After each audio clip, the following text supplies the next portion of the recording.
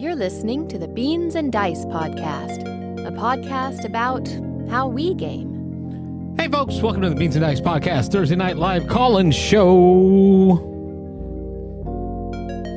I'm all by myself tonight. Wah, wah, wah, wah. I'll do my own DJ horn. Welcome to the show. I am, a podcast about how we game. Thursday nights is our live call-in show where you talk to us about how you game.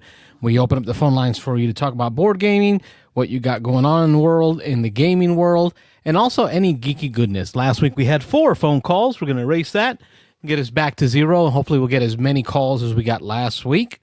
I'll be here hosting the show all alone. Call in and tell me about what you got going on gaming-wise, what's interesting you in the gaming hobby. Again, it's Carlos with Beans and Dice. Fishing for more in the house. What up, homie? I am solo tonight, looking for friends to call in, friends of the show to call in so we can talk gaming. All right, gaming-wise, what have I been up to? So it's been like I said, a couple of episodes ago, I had moved back to a different department at my job, so it's been crazy at work. And when it's crazy at work, there's definitely a lot less gaming going on. So you're not going to see me getting a lot of games in. But I did get some games played since last week. One of the games that I got to play was Jungo. Jungo. Let me find it on BGG so I can show you where that's at. We'll talk a little bit about Jungo. It came in, I think I talked about it as an arrival. It was something I was looking forward to playing. Jungo is a hand-shedding or card-shedding ladder climbing game of the style of Scout, right? So kind of like a Scout-style game where you're trying to discard all the cards in your hand, like that's your goal, right? And you're doing that by beating whatever set of cards is currently on the table. In Jungo, the sets of cards that you're trying to play have to do with pairs, triples, runs, or even a single card. So that when I say, pairs, triples, quads, right? So like multiples of the same number, but you're not going to be using like runs. So not like a straight. Like some of these ladder shedding games also have straights available. This one just sticks to either pairs, trips, or a single card. And you're going to look at the table and see who has a hand on the table, so a play on the table, and then you're going to try to beat that play with cards from your hand. But the trick in this game, like Scout, you need to beat the hand using adjacent cards in your hand. So you cannot move the cards around in your hand. So unlike most card games where you're dealt a hand of cards and then you're able to move those cards around, organize them in your hand, here you can't. You're going to use what you've been dealt with. You're going to attempt to modify the hand that you have in a couple of different ways. One of the ways that you can modify the hand you have is when you beat a set of cards or a hand that's been played. So a play, when you beat that play, you have the option to take those cards that are on the table and bring them into your hand, putting them anywhere you desire in your hand. So you can move those cards around in your hand in any way you want, adding them in between any sets of cards to try to build a better hand for a future play. So that's when you win the play on the table. You can also choose to discard the play that's on the table. So if the cards that you beat on the table don't help you in any way, you can choose to just discard those cards because they don't help you. If you cannot play or choose not to play on your turn, you can draw a card and add it to your hand, or you can discard it, or you can use it and play a hand from a play from your hand with that card. So for example, if I had a pair of 8s in my hand and I drew an 8, I can then play that 8 and then pull those 2 8s that are next to each other from my hand and add it. So now I have triple 8s to help me beat whatever was on the play. Simple rules. You play around the horn. If it ever comes back to you, so around the table, if it ever comes back to you and your play is still on the table, you will discard that set of cards, kind of getting you back to the bottom of the ladder so that you can start playing cards again to move your way up. Some of the things that I enjoy about this game is that same aspect right there. When a hand of cards gets back to the winner, if nobody was able to beat it, the play that's on the table, that set gets discarded, and it's almost like you get to start over. The player who's playing can now just play one card from their hand to help get that going again. The next player would have to beat that hand. So it helps to almost like reset it. So it's not always going up forever. There's a point where it resets. What it does with the hand management aspect, where you can't move cards around, becomes fun for me, like it is in Scout, because it's almost like I hate saying this because a lot of people confuse these two terms, trick taking and card shedding, right, or ladder climbing. They confuse these. They're not the same.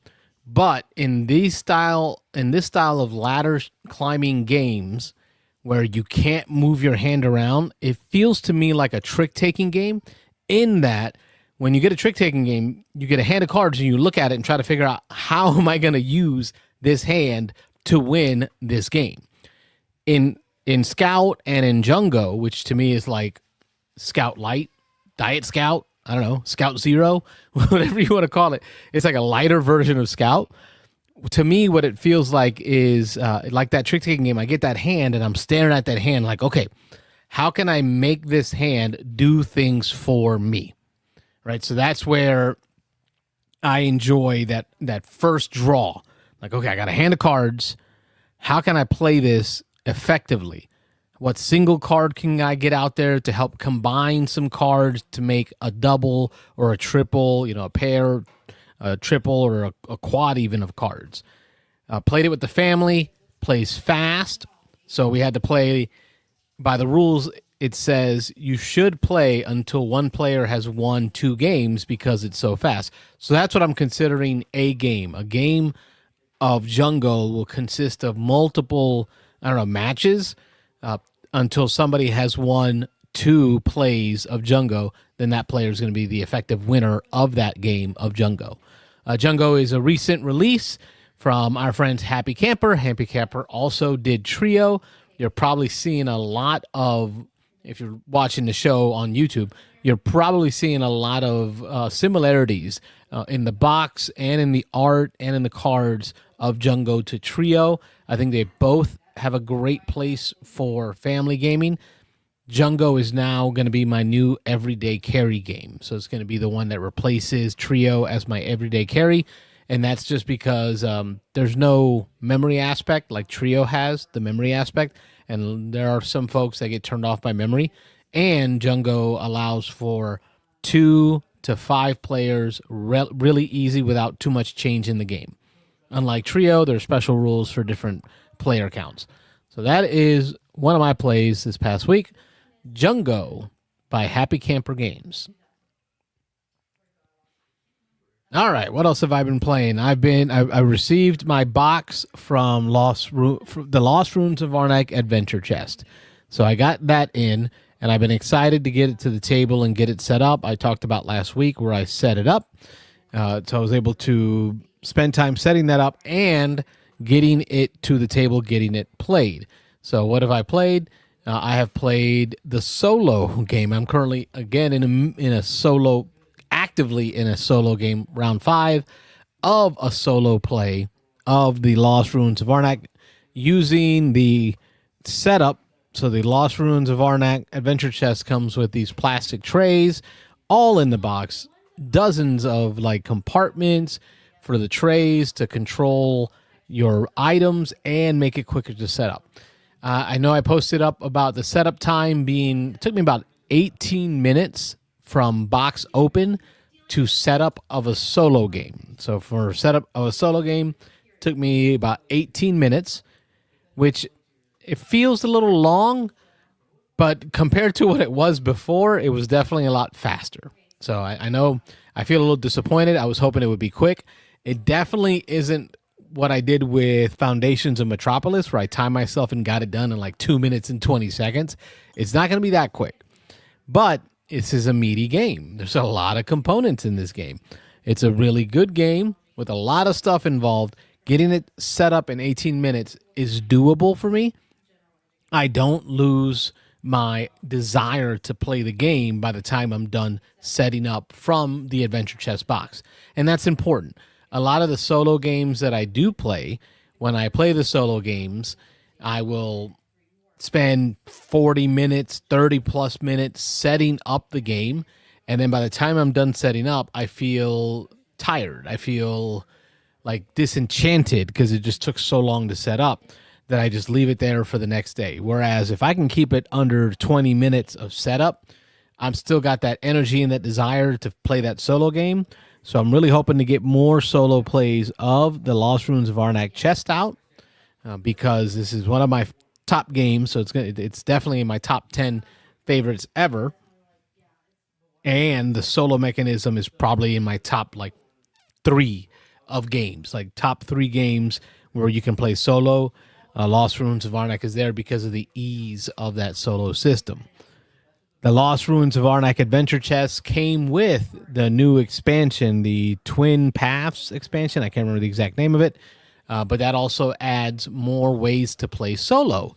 So I'm excited about that because some of the ways that you're going to play solo now include a purple deck because there's a green solo deck, which is easy. You can mix in some red to make it harder. Now there's epic tier difficulty with the solo version in purple. So this one's gone purple.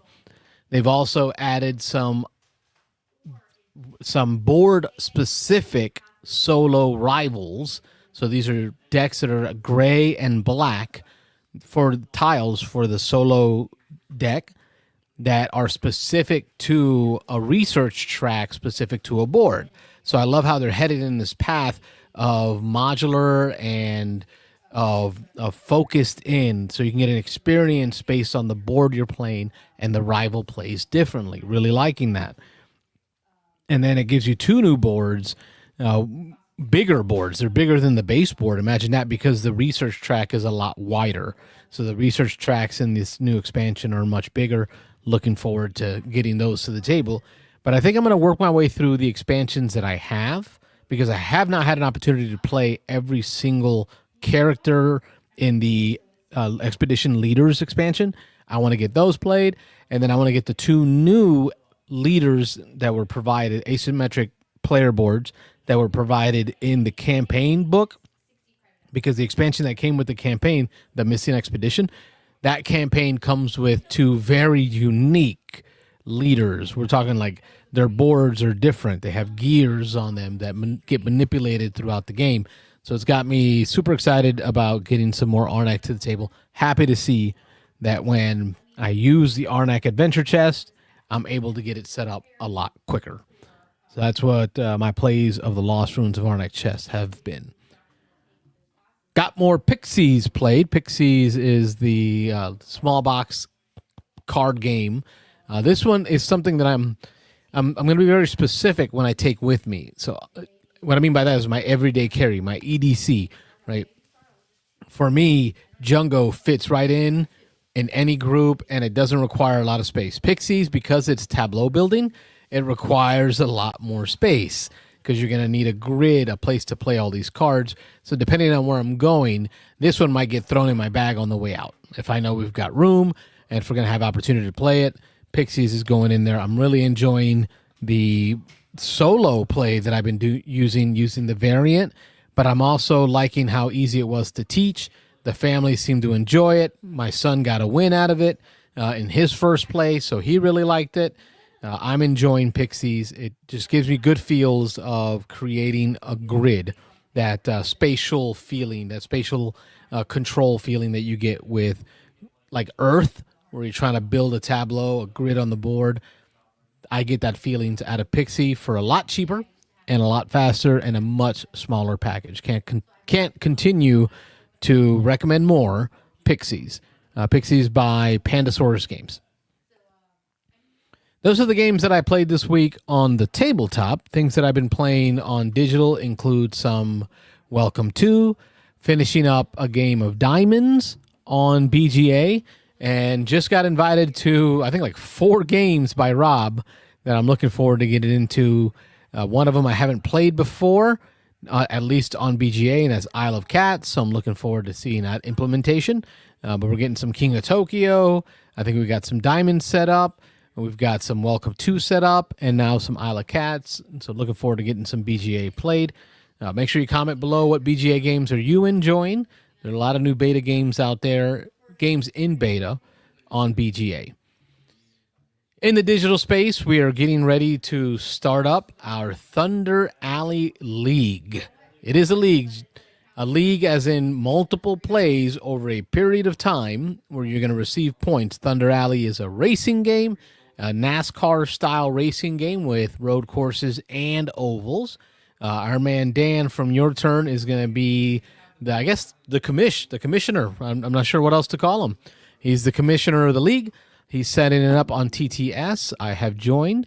Looking forward to getting that played with the folks on TTS. We had great times playing this during the COVID era, during the lockdown era, where we really didn't get to go to the game store anymore. So we were playing it on Steam through Tabletop Simulator, Thunder Alley. So if you're interested in playing some Thunder Alley, I think Dan said there's an extra seat there. When it comes to what else I've got gaming going on. I'm waiting for the call to say that my Battle of Hoth board or box set is at the store. Apparently, there was a issue with Asmodee not shipping out the orders for the Battle of Hoth.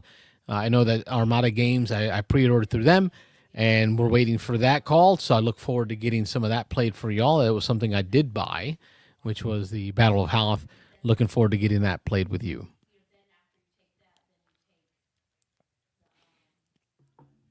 All right, so that's my twig, folks. Don't forget to call in. 813-618-7099 is the number.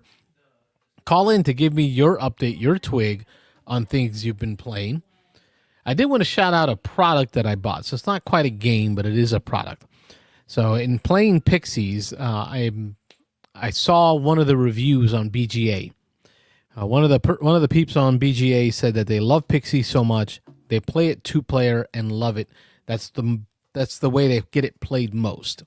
And one way they do that is the reviewer said they throw a copy of Pixies in their pocket, and then in the other pocket they put a cribbage scoring board in that other pocket so that they can take their game with them and play anywhere and score.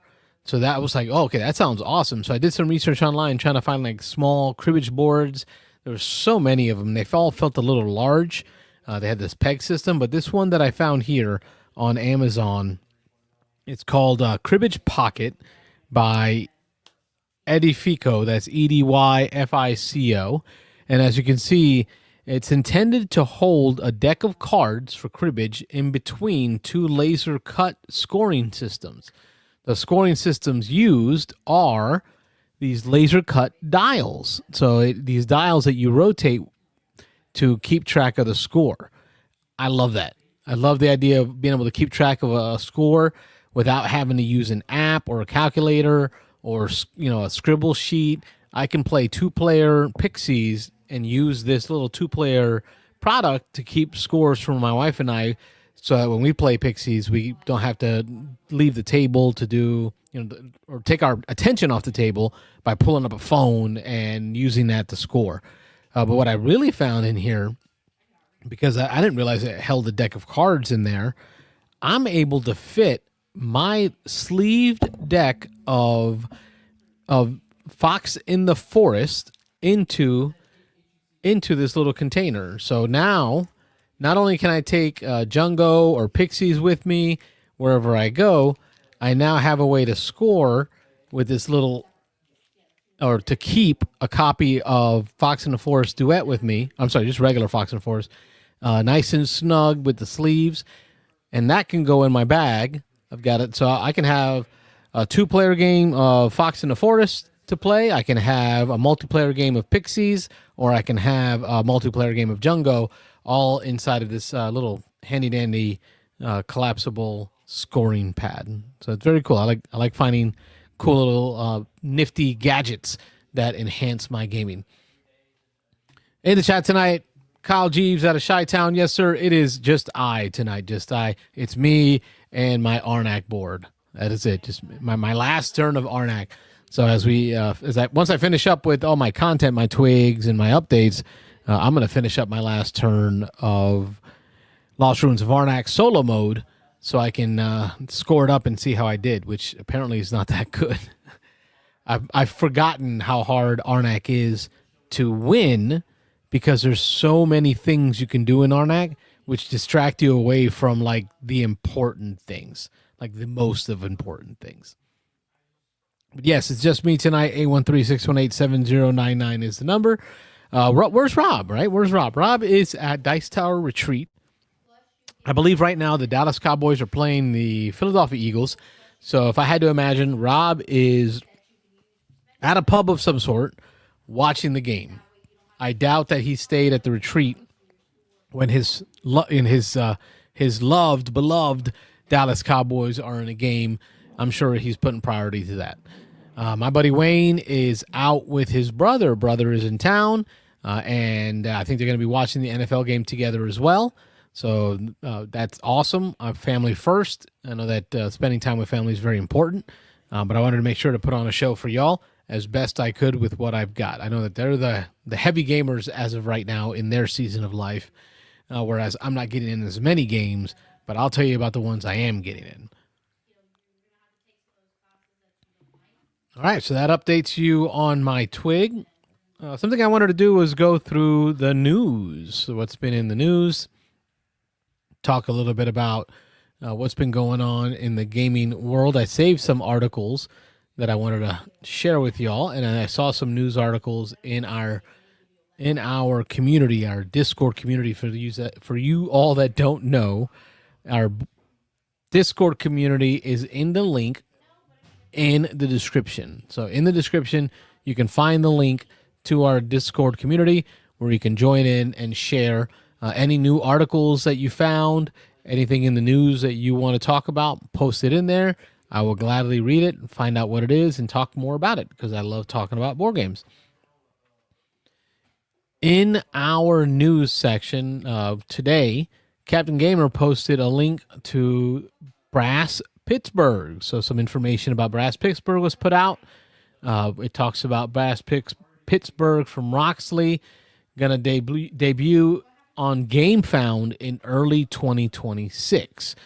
So just get ready. I think it says in February of 2026, they're expected to debut the GameFound crowdfunder so that you can contribute, support what to me is a great, I don't know, verse now. Like, is it going to be a verse, like a MCU, right? Like a wingspan of verse? Are we going to have a brass verse now? Because there's Brass Lancashire. Now there's going to be there's Brass Birmingham, which is the one that I played and love, and now there's going to be Brass Pittsburgh. So that's going to be the new brass that's coming out. Let me share that screen here. This cover looks gorgeous. It's set over in Pittsburgh. You got the train, so it looks like they're going to stay in that Industrial Revolution time period that I enjoyed. So hopefully they're not losing that. That's Brass Pittsburgh coming out in early, at least GameFound debut in early 2026. It's going to be Martin Wallace is still on the box, but I understand that Gavin Brown is the designer and Martin Wallace is a part of that design team, but I don't think he's the main designer on this one. So that's Brass Pittsburgh coming out soon. All right, let me get my news articles in front of me. I saved some news for y'all, some board gaming news I wanted to go through. Let me find them here.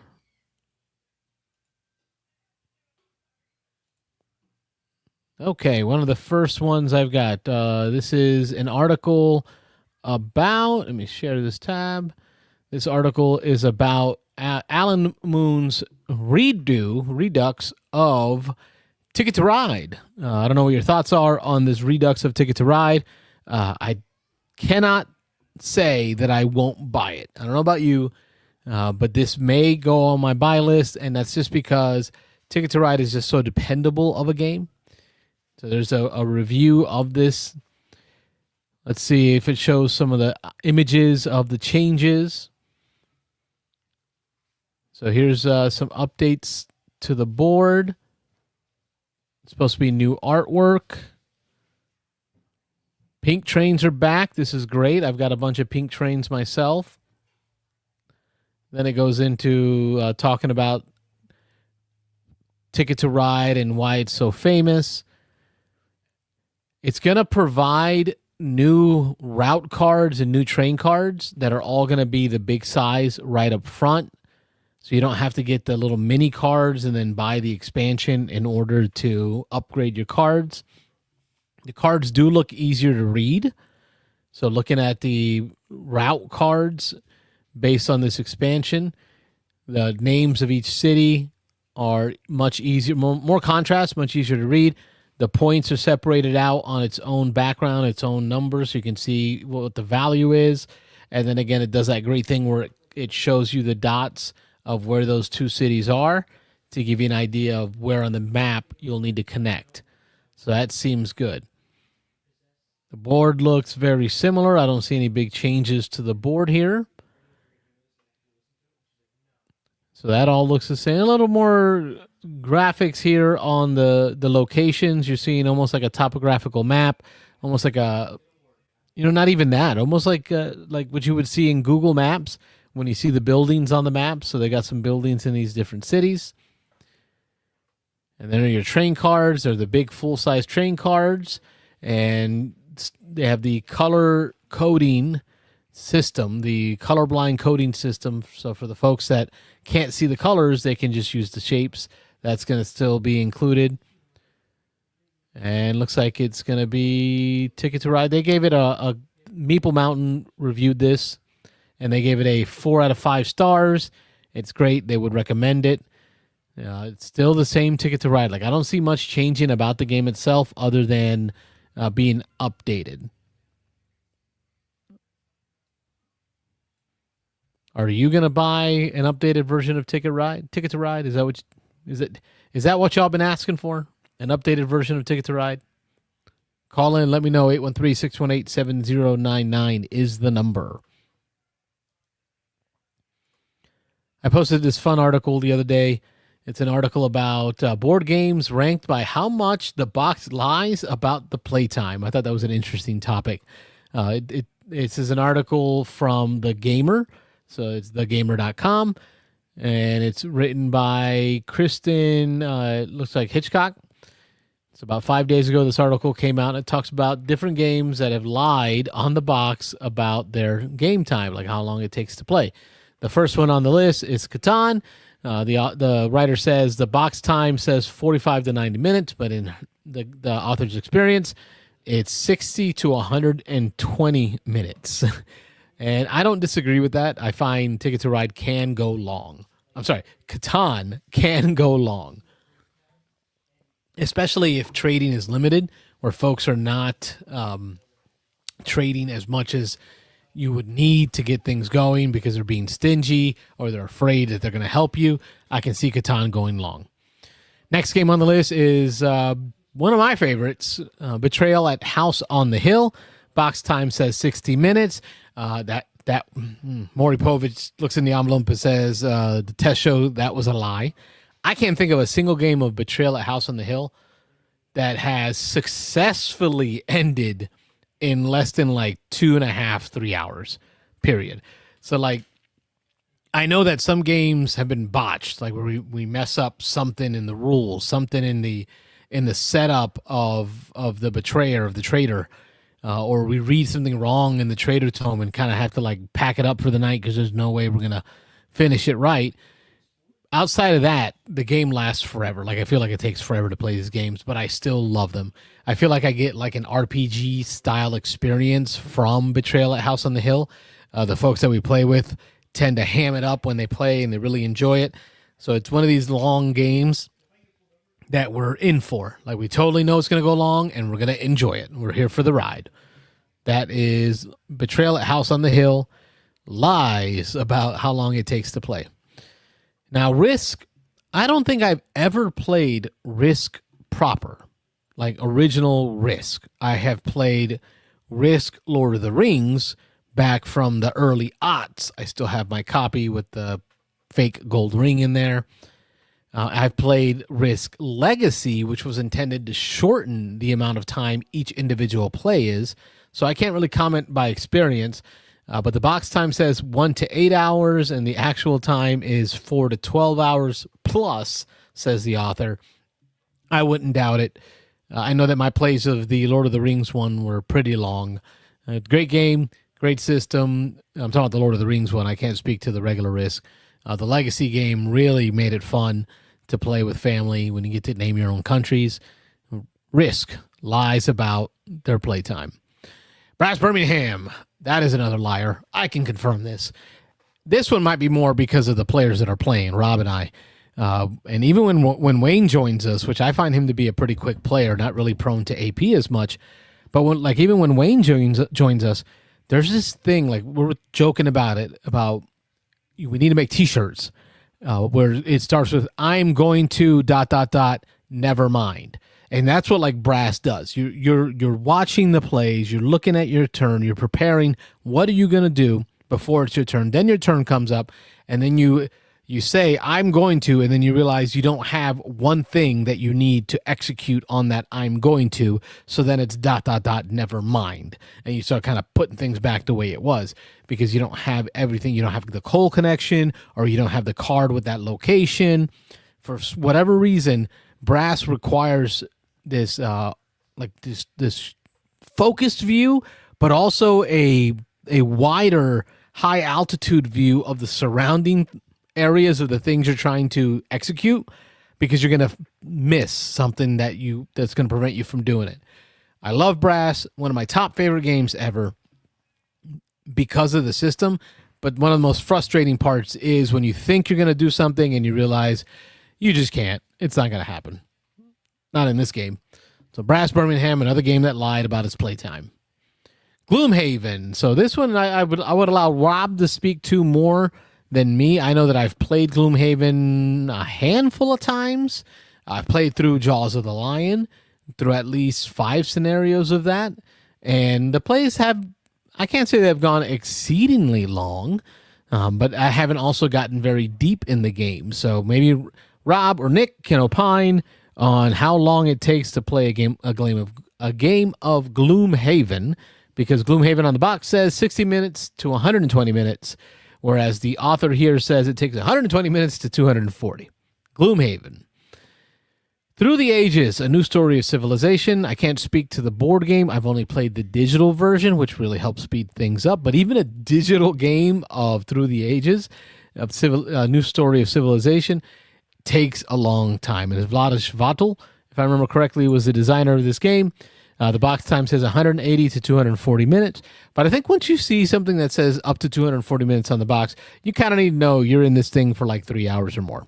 Like you should just like automatically know you're in this thing for a long time. Next game is Star Trek Ascendancy. This is one that I think I played once with Rob, and it was a teaching game, and it took a long time, but I wasn't expecting it because the box time, I think the box time, it says here 180 minutes plus. Like once you see that, you just, all right, this will be an all-day game. And that's kind of what it was, but it was enjoyable. I really loved the theme. I love playing the faction that I did. I love creating the universe and the warp lanes to each of those planets. I think it's totally worth it. Even don't believe the box time. It's not going to be 3 hours. I'm sorry, 3 hours. It's going to be a lot more than 3 hours. Get stuck in on this one. This is a good one. Twilight Imperium. All right, so I've heard Tom Vassell say, we play this on a weeknight at our game days. So they'll play on a weeknight at their game days at the local shop back when they were in Miami. I think there was a Cool Stuff location that some folks would come in and play it in that one night. I have no idea how anyone gets this game played in less than 4 hours or less. That to me seems like a lie. I've never had a game of Twilight Imperium go less than I'm going to say 11 hours. I don't think I've played a game of Twilight Imperium that has been less than 11 hours. The longest game I played, I think, was over 15 hours of play. We played for over 15 hours, and it was super enjoyable, but that also had the expansion. So we played with the expansion. We played with the base game. We played at full player count. We had the chili dogs in the slow cooker because it's one of these games, Twilight Imperium. You need to expect it's 12 plus hours. That's my experience. We got a caller on the line. Beansanddice podcast. State your name. Where are you calling from? Hi, I'm Daniel. I'm calling from Harrisburg, Pennsylvania. Hello, Daniel from Pennsylvania. Welcome into the Beansanddice podcast. We are a show about board games, and we talk board games all day, every day. What do you got going on? Well, I was wondering, have you ever played the game Quelf before? I'm not familiar with that one. Oh. Well, I was wondering, have you ever played the game Exploding Kittens before? Yes, that one played, I think, the base set. I think there's a zombie version, and I think there's a duo version or a dual version now. Yeah, there was. Have you played Cards Against Humanity? Yes. Let's talk Exploding Kittens. Which one's your favorite version that you played? I like the vanilla version the most. It's the original, and I like it the most. It is a good setup because you can play at lower player counts. It's better at higher because the craziness ensues. But it's definitely a great party game. I think it's 3 or more players for the base set, right? One sec. Yeah, I gave my copy got given away by accident. Sorry, my mommy. 1 sec. Mom. Oh, sorry. Okay, go ahead. That's all right. All right. So, did you see that they made a Minions version of that? A Minions themed Exploding Kittens. Thank you, Daniel. All right. Hey, that counts as a call. Daniel from Pennsylvania, from his basement with his ma.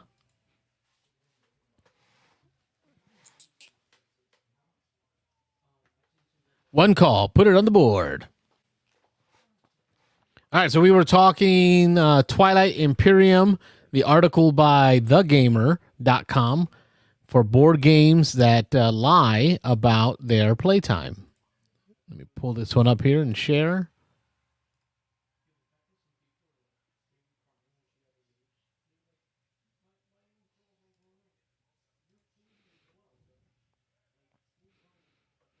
All right, next game is going to be A Feast for Odin. I've not played this one, so I'll have to have someone in the comments comment on this one. It's definitely not one I've played yet. My man Sean in the chat. LOL, thanks, Sean. Yep, we answer the phone. Whatever comes in, we take it like champs. We take it like champs. Wayne in the family in the chat here says, yeah, family in town for me and Rob is at Dice Tower Retreat. It talks about he popped in for a minute and heard the end of the call. Thanks, Sean. 20 years of call center experience has helped with dealing with these phone calls. I've been professionally trained to deal with tough phone calls. Kyle G says, never played Feast for Odin. It's supposed to be a meaty one. This is supposed to be a big one. Box says 90 to 120 minutes. Actual playtime, 180 to 300 minutes. And especially I can see that if you've got folks who are AP prone, because there's supposed to be so much going on, so many places you can play, the polyomino aspect, the selecting of tiles aspect, the feed your people, and all the resource management involved. It's supposed to be a big one. Kyle reminds us that it's on BGA. Wayne says Feast is okay, not great. How dare you? How dare you, sir? If I'm right, that's Phil Walker Harding, right? Or is that Uwe? Both great designers. Next game, never played it, never will play it, so we'll just blow through this one real quick. Campaign for North Africa. The box says 1,500 hours. Playtime is 1,800 plus. I think at that point, it doesn't matter. If the box says 1,500 hours of playtime, like whether it's 1,800 or 2,000, you've committed. Like that is a life game, not a lifestyle game. That is a life game. Wayne confirms in the chat, Uwe is the designer of Feast for Odin. All right, that was the article. Those are some games in there that I've enjoyed, that I'm a fan of. Glad to see them being called out for being liars, like I've always known it. I think right now, for me, one of the games that wasn't on that list that is new is Sept. I really think Sept is lying to us. I know it says 40 minutes per player. I've played it solo. No, not solo. Multiple times at 2-player, and now 3-player, and not a single game has been under 3 hours. And they've been all at right around 3 hours. Whether it's 2 players or 3 players, it's still come in at right about that 3-hour mark. So I'm not feeling that Sept is going to be one of those games that is not lying to you.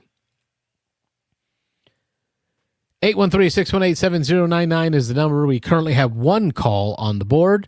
You can be caller number 2 and talk about what you got going on gaming-wise.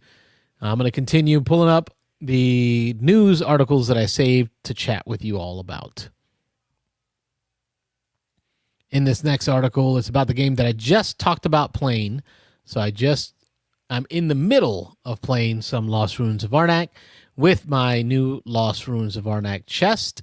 And here is an ICV2 announcement about the Twisted Paths expansion. That's the name of it, Twisted Paths. So it sounds as though that CGE has announced Lost Ruins of Arnak expansion, Twisted Paths, is going to be released at Spiel Essen 2025. So this year at Spiel, you'll be able to buy just the expansion without the big honking box. So I got the big honking, there goes the box that covers up the whole screen. The big honking chest came with the expansion. You can buy the expansion separate now. In this new expansion, it offers a new double-sided map to play on that's bigger than the base game, containing 2 new research tracks that have unique mechanisms and components, as well as new guardian, sites, assistants. And the expansion, it's also going to have, like I spoke about earlier, the new solo content and 2 mini expansions that were previously released online. So now you get some of those online only that you had to print.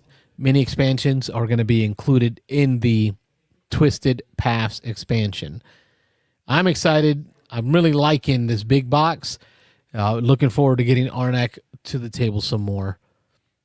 Lost Ruins of Arnak expansion coming out at Essen Spiel. Ooh, here's some big news, folks. Let me get this one open for you. In this news article, again, ICV2, it talks about Blood Bowl getting its 3rd season. So this is going to be the next iteration of Blood Bowl. So Blood Bowl has had many, many iterations since the 80s. But it wasn't until the year 2000, in the year 2020. So in 2020, like when COVID hit, 2019, they came out with what they called second season.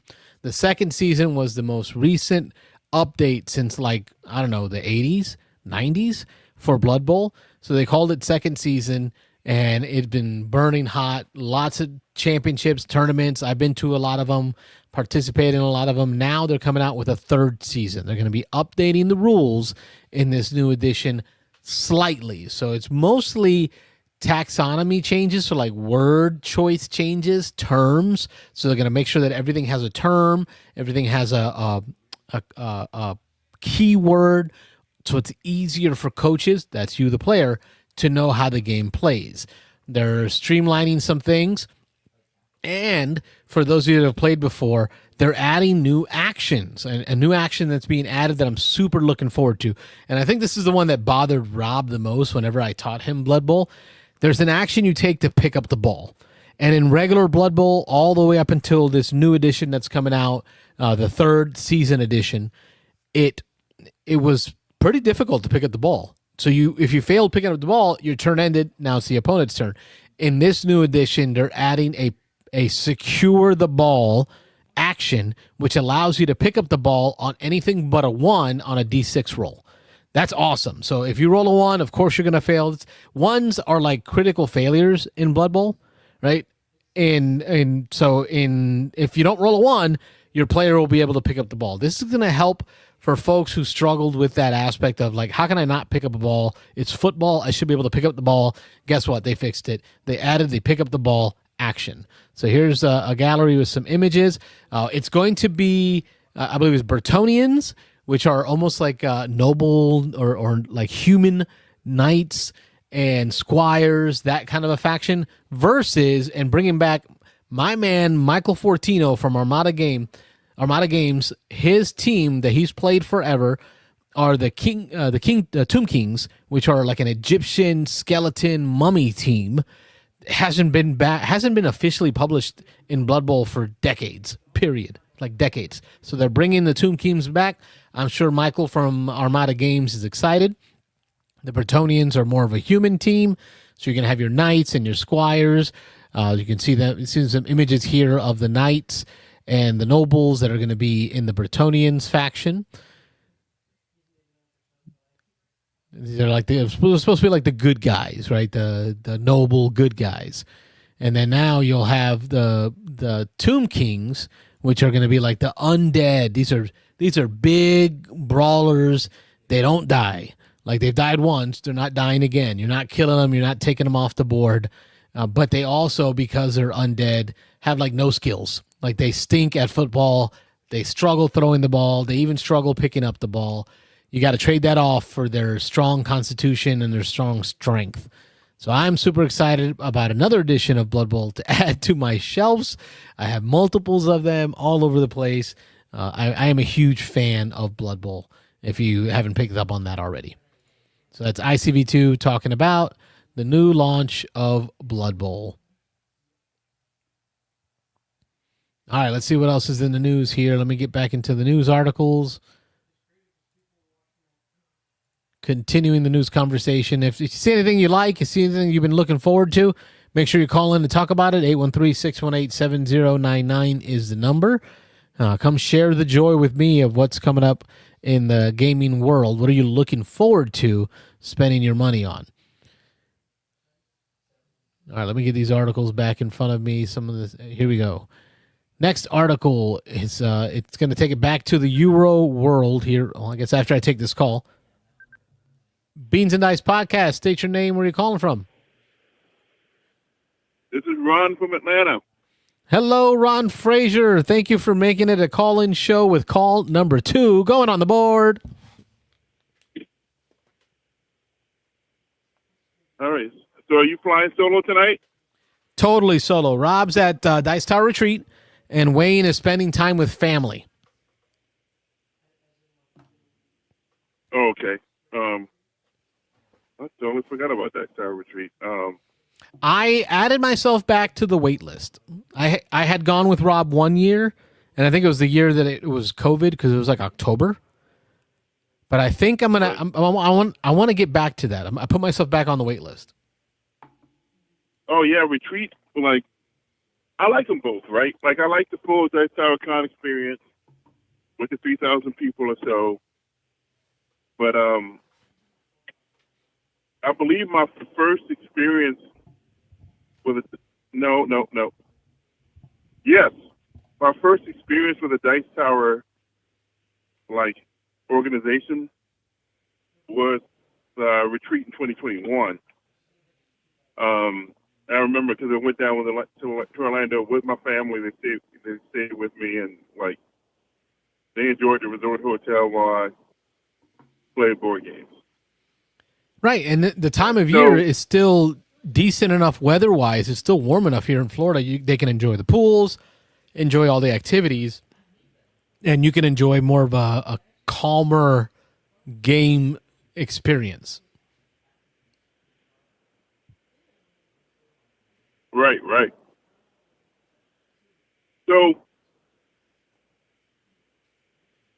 So this Blood Bowl news, this is a brand new edition? Yes. Well, okay, I won't say brand new because it's based off of the last edition. The last edition was a huge shakeup in the game. Huge shakeup in how the game is played. Right? This version, I would have called it more like a 2.5 instead of a 3, the third season, because it's more tweaking what they've done, clarifying things, streamlining some stuff. Okay. Well, that one extra action, the secure the ball action, that sounded like a fix that was long needed. I don't disagree. That seemed to be one of the most disappointing aspects for most players that I taught. Like, they're like, wait a minute, so the ball is sitting here, and my player's going to go over there and pick it up, but he needs to roll a 4+, so it's a 50-50 chance he's going to pick up the ball. In what sport does it take a 50-50 chance to pick up a ball off the ground? Yeah, so I have a theory behind the acceptance of, like, the Math and Blood Bowl then versus now. I mean, Blood Bowl was created by Brits. And yes, they have rugby, but they also have the football, soccer, right? And the turnovers and all that kind of stuff is just kind of more frequent, right? There's more of a ebb and flow. Yes. Whereas as Americans, our football is American football. So we're accustomed to when our side has the ball, it has the ball, right? And rarely do we give the ball to the other side. It's a big deal if there's a turnover, like in American NFL football. Yes. So, yeah, I can see it, like the whole thing with the Blood Bowl rules being a bit of a downer. Like because really, because Blood Bowl is kind of it's a blend of America, more of rugby and the international football as opposed to American football, right? Right. But it was kind of advertised here as like Monday Night Football meets Dungeons and Dragons. Well, that's a different experience. So yeah, that was just my thought about that. But that sounds like a good change. We got a question in the chat for you. Wayne Kruger in the chat says, "My man Ron, was he at Dragon Con playing Super Show?" That is literally the only game that I played. So the question would have been, did Ron do anything other than Super Show? And the answer to that question is no. I was actually a volunteer this year. Oh, great. So the actual game company was there? Yes. And, I taught demos. And then, like, I played games with people who had just learned demos, who wanted to crack open starter decks and play and everything like that. So that was actually part of my job. All right, get this new player accustomed to the game a little bit more, so that they, would be hooked enough to come and play in the tournament that evening, right? So yeah, I played Super Show like all day, every day, Friday, Saturday, and Sunday. I still have to get this one tried, and I went on the website to try to figure out like what to buy. What would right? You oh felt, my god! What would like that website? I struggle bust with it. I don't feel like I'm an idiot, but I struggle bust with it. Like sometimes a game grows so much, and it has so many components that it becomes hard for an entry level player to come in and figure out what to buy. What would you have coached someone that demoed with you? Like, what should be their first buy to get two people playing some Super Show? Okay, so I think the best value for you is the 4-player 10th anniversary box set, and you can buy that on Amazon. I'm Googling right now. So it literally has 4 decks, four competitors, 4 decks, 4 dice. So not only can you play one-on-one, you could actually play the triple threat, triad format. You could play 2v2 tag team. The rules are in the rule book. Wait a minute. Let me pull this up here. I don't believe this. Let me share this on my screen here. Super Show Wrestling Trading Card Game 4-player starter set 10th anniversary edition $24.99. Yep. That's insane. It started at 40, and then it went down to 30, and then they really want the product to move online. So they reduced it down to 25. All right, it's going on the list. That is, I got to get it played at least a few times so that I can understand your love for it. When you find someone that you know getting enthusiastic about something, there's got to be something there. Yeah, and there is and I tell people even that I demo the game with is you don't have to go deep in this game. It could just be a fun kitchen table game, right? You can play with your spouse or partner. You can play with your kid. Crank out a game in 10 minutes. Loser takes out the trash, right? Or you can just go. You can dive deep in. The thing about it is that the dice scare away people, because they, if you're averse to luck, then that could be a thing. But the engineer in me knows that over large trials,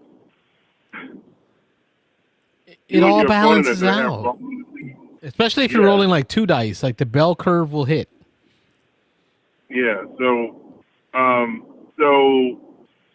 But the dice makes it so that you have so one person has a streak and then another person has a streak. And I can't tell you how many times I've played some casual friendly games where it's just crowd me to 0. I dominated and I won all but one turn, hit my finish.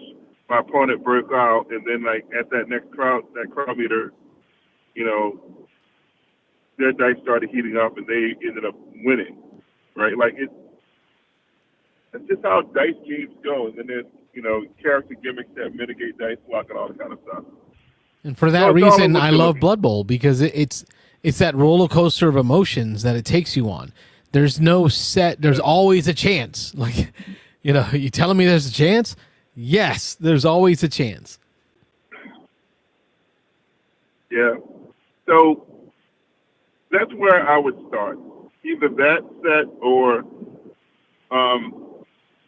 a set that costs just the same amount of money because it's brand new art and everything like that.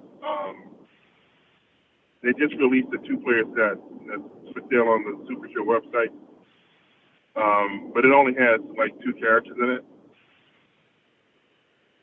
But if I was in your position, if I'm buying a starter set, definitely the 10th anniversary set. And at $25, that's lunch, man. That's easy. Yeah, these days, yeah. So, but it's a game that is, it's accessible, but I can, dig into it. I can't dig into Magic and Star Wars Unlimited and all that kind of stuff. That's just a bit much for me. But now my father-in-law, he was big into wrestling in his time, right? So he's got all his favorites. Tampa's a big wrestling city. I don't know if you knew that. There's got a lot of wrestlers in and out of this area. I think John Cena was born and raised in this area. Yeah. Hulk Hogan, God rest his soul. Tampa, to death, right? Yeah. Yeah. My father-in-law. What are your thoughts on like teaching it to someone who's a non-gamer but is a wrestling fan? How hard would it be? He would. They would love. They would love it. They would love it because it's really simple. I mean, the concepts are simple. The starter set, the moves, the cards are all moves like ankle lock and you know forearm shot, suplex, and He would understand so the names, like all this stuff that you're spewing here, this jargon. He would get it. yeah, exactly. And he would understand the concept of the hitting the finish. The object of the game is to hit your finish. But of course, right? And sometimes your finish is it's going to put your opponent away. Sometimes they're going to no sell the finish, right? Like they'll just they'll kick out at one, right? For a wrestling fan, I think it's a really fun game, an accessible game. There are other wrestling games out there, but they are a bit more complex. And so I was telling somebody, I was having a conversation about sports themed card games the other day. Sports themed games.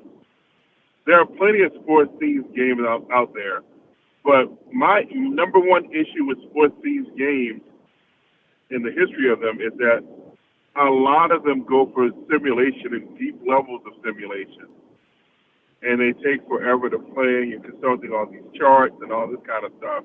Yeah, what would normally take 2 seconds on the field takes 4 minutes of playtime to resolve. Right. And the thing that hooked me first about Super Show, I called it my pleasant surprise at Dice Tower East 2023, was that wrestling. I mean, it's not a sport in the sense of like you have a real winner and a loser that's predetermined, but you're doing sports-like activities, right? Like it's sports adjacent, and the demo really impressed me with just how simple it was to learn it and to play it, and then I can get it in and out of a game in 10 minutes. And for me, I love Bottom of the Ninth, right? Yes. Yeah. So, it's a similar thing. As it's a baseball game, but it boils it down to its essence. And I can play a Bottom of the Ninth game in 20 minutes. I can play a solo season mode in an hour, right? That's what I'm looking for in a sports themed game. Like game needs to come first, simulation second. And that's probably why I love Baseball Highlights 2045 so much, is it abstracted a whole baseball game into, I don't know, like 6 innings, or 6, like set up a 6, how do I say this? 6 innings of 5 cards being played, or 6 cards being played. Like, it's super simple. It's yeah, exactly. Speaking of which, I still haven't played the football highlights. I think we're okay. I think we're okay if we haven't. I haven't, and I've been hearing like it's okay. Like that one, you can let go. All right. It didn't translate as well. Okay. Okay, what else did you call about? Yeah. Oh, I know we interrupted you, Wayne and I. We always do that. You call and we start asking you a bunch of questions. Yeah. So, which is fine with me. Lord of the Rings, Fate of the Fellowship. I played a solo game on BGA. I tried the BGA, bro. There's so much going on in that game. Yeah, you are correct. But I played it solo, and I enjoyed it. And I will give first impressions, highlights and hard spots. I can't give it a beans. I need to crack open the actual physical game to play it to do that. Okay. Highlights. It drips theme. The missions, right? Like, the missions, the hide, the search mechanics, right? Like the way that you manipulate the search. Because instead of and also instead of having the outbreak scale, right? Instead of having the outbreak scale, you have the hope ladder, and it's really hard to gain hope, but it's easy to lose hope, right? Like, and the thing about I go over here, I initiate a combat, and then the eye comes over here because the forces of light are fighting the shadow, and it gets Sauron's attention, but it takes attention away. It takes attention away from a region where you have the ring bearers trying to travel through, and that the ring bearers always have to spend a stealth resource to travel because you're trying to travel the whole route in utmost secrecy. Because you can't just be out there traveling in the daylight, without a care in the world. You're gonna get caught. Right.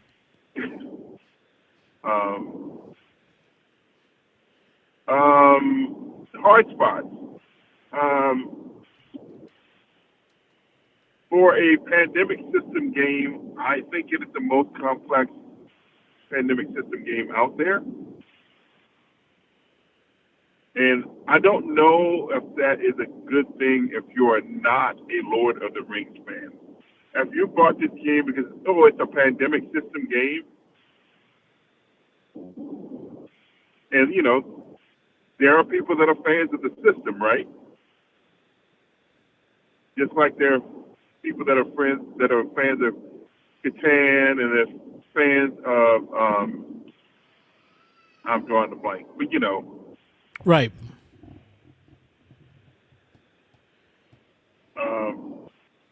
Yeah.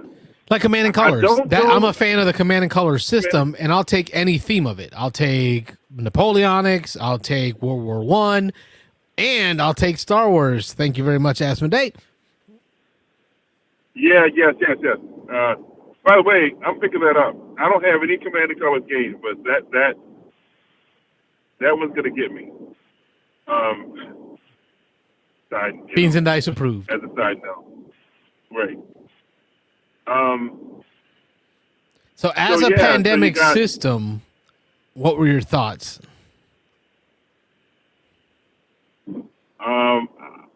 It's a bit too much. I worried about that.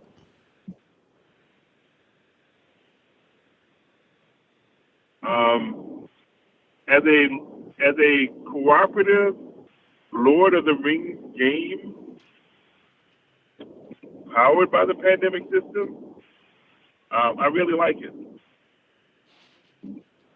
But I haven't played it. I haven't played a physical copy of it yet. Those are my initial thoughts. All right, so I got some questions on it because I started the solo BGA and then booked out. How did you learn it? Okay. Right, because I don't have a copy of the game, so I don't have the rule book, which is my preferred method. My preferred method is to sit down and read a paper copy of the rules. How did you learn it playing at BGA? YouTube. That's hard for me. My ADD brain just gets distracted. I literally watched Meet Me at the Table has a play of it. Okay. I watched it. I watched the whole thing to learn the game and also for entertainment. Right. And the cool thing is when you learn a game that way, Oftentimes the people playing, they might make a mistake and they'll go and make a caption on things that they made a mistake on that they go incorrect. Right. So that's a tip for things to look out for, potential pitfalls. But also BGA, some of that stuff is just not going to let me make the mistake. But that to me is troublesome because I don't know why it did what it did, but it did it. And I don't know why. So, I really didn't learn it. I just relied on BGA to let me click on stuff and move stuff. You see what I'm saying?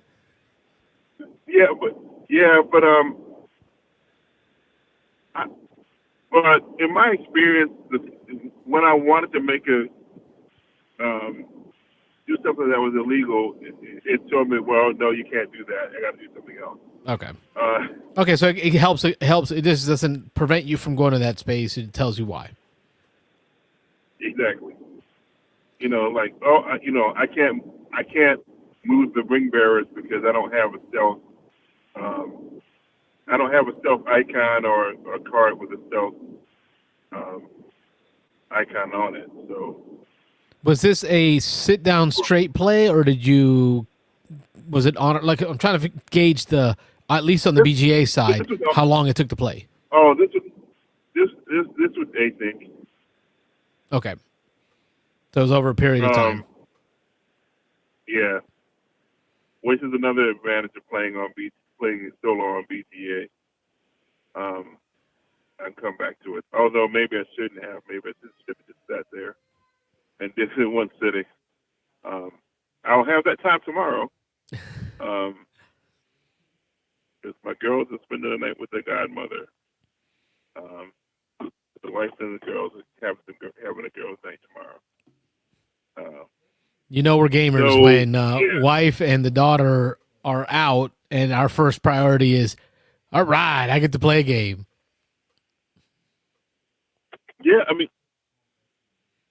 man, Western Legends is collecting dust. There's no true solo mode for that, but let's see, Western Legends, Star Wars Outer Rim, all my favorites. Yeah, but those were my first impressions of Lord of the Rings: Fate of the Fellowship. It's a really good co-op Lord of the Rings game, and I can't wait to actually play it with another person. Really get it to the table. Call back with the beans. I got one more little quick review for you. Listen, it's just you and me tonight, bro. We are the host. All right, so the same guys that made Super Show have a couple of other little light games. But one I played tonight was called Rummy Gummies. And so the object of the game is to select a set of 4 bear gummy flavors and a set of 3. And you got most of the cards have a single color: sour apple, grape, cherry. But then you have some combos like sour grape jelly, the sour apple grape, or like cherry grape or something like that. And then you have you have a couple of rainbows in the deck. So I'm looking at a picture on BGG. It looks like just like a 2-tone gummy, like you would find in a gummy worm, where it's got 2 or 3 colors because it's got 2 or 3 flavors. Yeah. So, but the complication comes with the gummy worms. Could the gummy worms add an element of chaos and a little bit of strategy, right? So, otherwise, it's a pretty simple game. You draw the top card of the deck, or take a bear in the discard pile, and then you discard a card. The worms do things like skip turns, make you pass one card to the next person in line, reverse, new hand. So you randomly put your existing hand at the bottom of the deck and draw a new hand. Or pass all. It's pass. Everyone passes their hand to the person next in the order. Because you can reverse and everything like that. And so once you get 3 worms in the discard pile, like the third worm that's discarded, like is the one that's active. Now you can discard bears after the fact, but in order to kind of cut off the worms from triggering, you have to bury the worms in the discard pile. So the order of the discard pile matters. So it's a cute little rummy type game with take that element. So for those gamers that are not into the Ameritrash games, they need to run far away from this one. The warning is appreciated, I'm certain. Yeah, so what I'm finding is that this company, this guy, he loves the Ameritrash, the light, accessible Ameritrash game. And there's a space for that, right? Like, but I had commented to one of my Super Show playing friends that SRG Universe, the name of the company, is the antithesis of a Euro game company.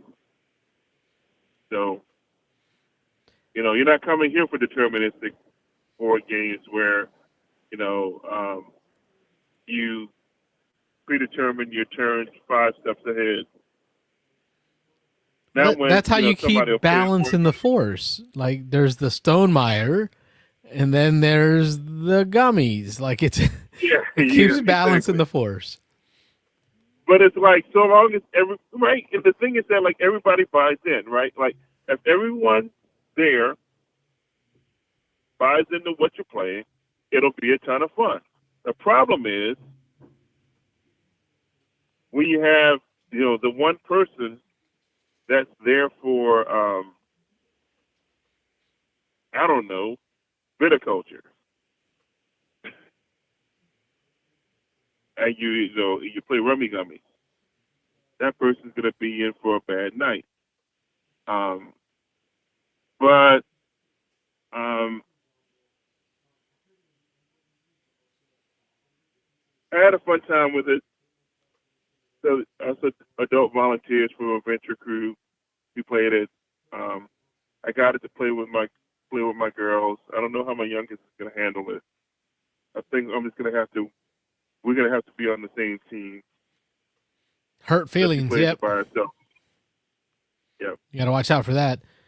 And that's what's great about having a friend like Rob, because Rob is that guy that, like you said, is there for the viticulture, but he can also put on the show and like, you know what, I'm just gonna play it for playing sake, and I'm gonna ham it up. I'm gonna, we'll just, we'll create a rules right for the play of this one where I'm just gonna play this for the fun of it, for what it is. And that's where I think why our friendship is lasted so long is we both have that give and take. He wants to play a heavy Euro, I'm in. I'll do my best with what I got. I want to play a Ameritrash game, he'll indulge me. Got to find some good friends. Yeah. What's it else I was gonna say? Yeah. So it's like you go into the game like the more you really get into the concept of the game, the vibe of the game, the more fun you have. Like if you go in knowing you got to mess with somebody's hand, right? It's like you make somebody skip their turn, or you got to reverse so they don't get a turn, or that your hand is somebody's gonna make you pass your hand. And you look for that opportunity to get back at somebody. Like That's when you have the most fun on those types of games. So, all right, last question for you. I got my copy of Diamonds in. I haven't had a chance to get it to the table because we've been playing, Pixies and Jungo, a bunch of other card games right now. But I read the rules for Diamonds, and at the 2-player set, it really seems interesting. Have you had a chance to play Diamonds 2-player? It's been a long time, but like, have they changed the rules? Because basically, it's like each player will play 2 cards. Yes. You play, then I play, then you play, then I play. Yeah.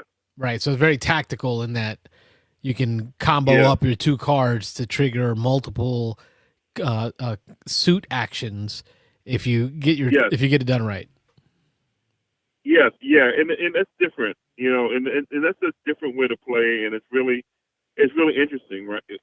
Because of that. I see what I'm looking forward to playing it too. I told Rob I have it. I know we can play with more players, but I really want to try this at 2. I want to see how tactical it feels. It's a different game. A knife fight in a phone booth. Yeah. All right, that's all I have for you, brother. All right. Well. Any closing thoughts for the folks at home? So if you're into RPGs, look me up on YouTube, Ron Talk Tabletop. That's where I talk about RPGs. You just did a giveaway too, so I saw the video announcing the giveaway. Yep. The Temple Intimate Elemental Evil is the deluxe 2-volume set. Has basically volume 1 is kind of like a history of the making of Temple of Elemental Evil, a couple of essays, and the original, the original printing restored, and then the second book is all a 5th edition conversion, which is crazy that a single volume is like a conversion of it. But the text is enormous, Carlos. Like it's it's made for old men to read. That's beautiful. Listen, there's a war game company, Lock and Load Publishing. Everything they put out is no less than like 12-point font. It's like 12-point or 14-point font in everything they put out. They know their audience. Yep, exactly. So, yep. So Ron Talk Tabletop on YouTube, on Instagram, on Facebook, and whenever I get this stupid video edited on the Dice Tower Board Game Breakfast. It's always so much work, isn't it? Yep. All right, brother. Thanks for co-hosting with me. I really appreciate it. Yeah, that's basically what this turned out to be. I am here for it, man. All right. Rob and Wayne weren't, but I'm here for it. You're here for it. The folks at home and our buddy Daniel from Pennsylvania, he's here for it. Have a good night. Excellent. All right. That was my man Ron Frazier of Ron Talks Tabletop. Ron tends to focus in a lot on the RPG side of things, but he is also very much a big board gamer. So check out his channel. He's a magpie gamer like me. All kinds of stuff being played over there. Ron Talks Tabletop out of Hotlanta. Phone lines are open again. 813-618-7099 is the number.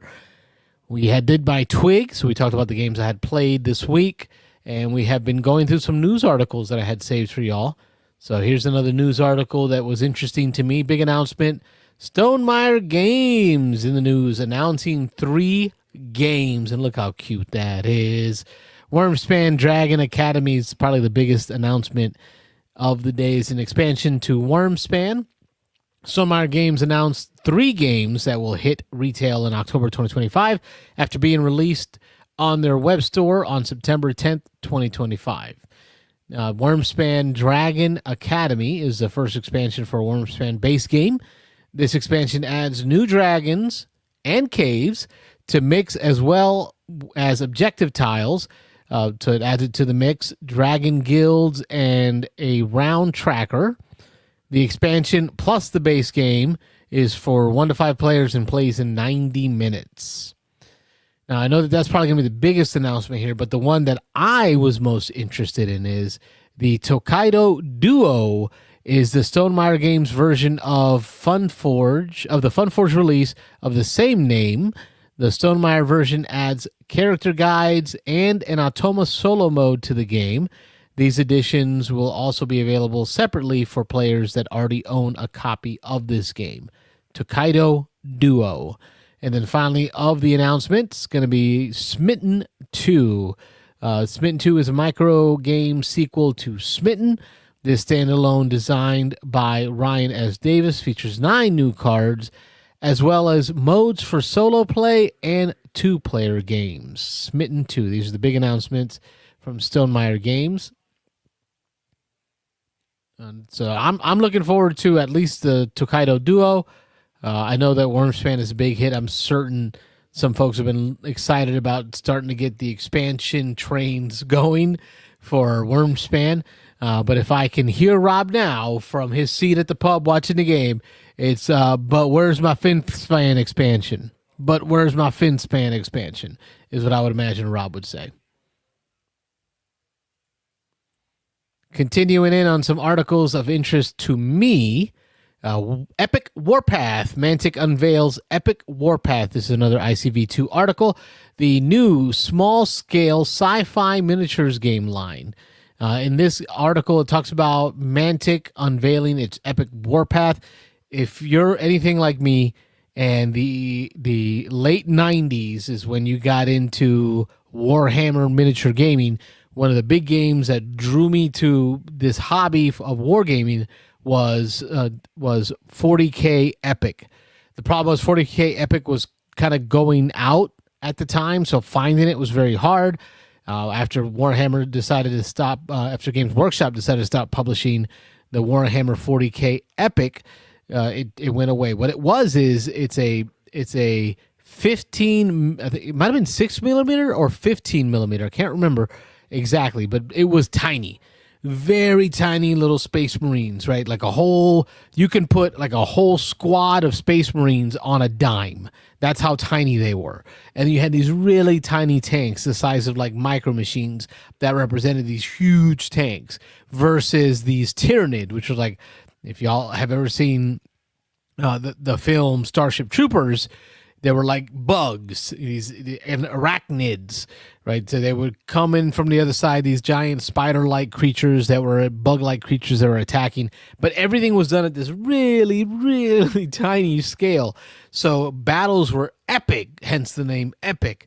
So you had like huge armies on either side, but all of it was able to be played on a small table because of the scale of the miniatures. So now Mantic, who became famous because of their, I would say, non-copyright infringing miniature lines that looked a lot like Games Workshop models.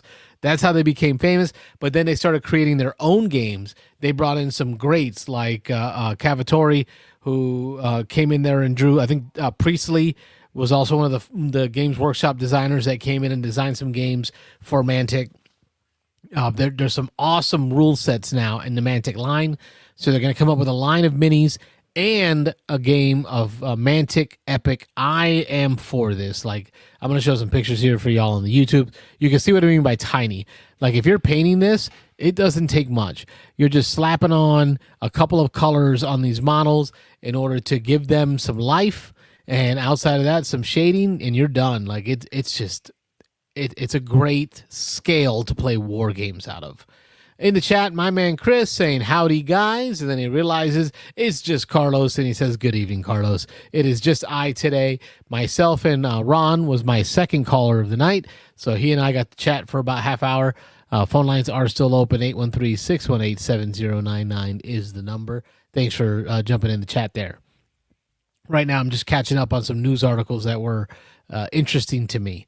And then finally, a news article from ICV2 again, Everdell Collector's Edition heads to retail. This article is from August 25th. It's going to offer players new content and upgraded components. It says Tycoon Games. Well, Tycoon Games is the one that purchased the rights to Everdell. And I mean, everything Tiny Epic, if I'm right. Tycoon Games will release Everdell Collector's Edition, a new edition of the popular board game, into retail on September 12th, 2025. The Collector's Edition adds new bells and whistles to this hit board game and allows players to take control of a group of forest animals as they build up their civilization. The new edition offers players new cards and critters to play with, as well as a solo mode. It also comes with It also contains upgraded components such as metal and wooden tokens. Everdell Collector's Edition for 1 to 4 players ages 10 and up and plays in 40 to 80 minutes will retail for $99.99. And there is that massive tree in the picture. I still have 1 copy of Everdell that I bought, and I have not played. I still have yet to play Everdell. I know Rob played it. Wasn't a huge fan, and I think that's what kind of turned me off of it. However, I knew that the cuteness of it would be something I'm sure my wife would probably enjoy, but I have not even had a chance to break it out because we've been playing such great games as Terraforming Mars, SETI, and other our Lost Ruins of Arnak. Like, those games have been like hogging up my table. And I think that's it for all the articles that I had for you. So I guess at this point, I can catch you up on my personal OGG. This is my other geeky goodness that I have for you. In my other geeky goodness, I have watched Superman again. So Superman, the new film, a second time. I really enjoyed it. Even the second time, got to see things that I didn't catch the first time. We started as a family Thursday Night Murder Club. My wife and I started watching Thursday Night Murder Club. We had to put it off because turn it off halfway because the evening was getting late. This is the Pierce Brosnan, the guy who played the Mandarin. I can't remember his name, from the Marvel MCU, and it's I'm lost right now. I'm losing her name, but she was Han Solo. I say Han Solo. But what I mean is Harrison Ford's, his character's wife in 1923, I think it was, 1925, the Yellowstone series that was set in that post-World War I, pre-World War II era. I'm losing her name. She was also the Model T in the movie Cars. Help me out here in the chat. But she's also in that film. So you got 3 great Brits or folks from the UK in this movie, and they're playing a club of retirees, right? So they're like in this retirement living situation. They meet together on Thursday nights to try to solve old unsolved murder cases. That's what they do for fun. So we're getting that started. A little difficult to get going right now because they're trying to establish the characters. And again, they're talking in this English language, like proper English with those hard accents that I struggle bus to understand. Like, I got to have captions on to understand what they're saying. So I'll get back to you more on that.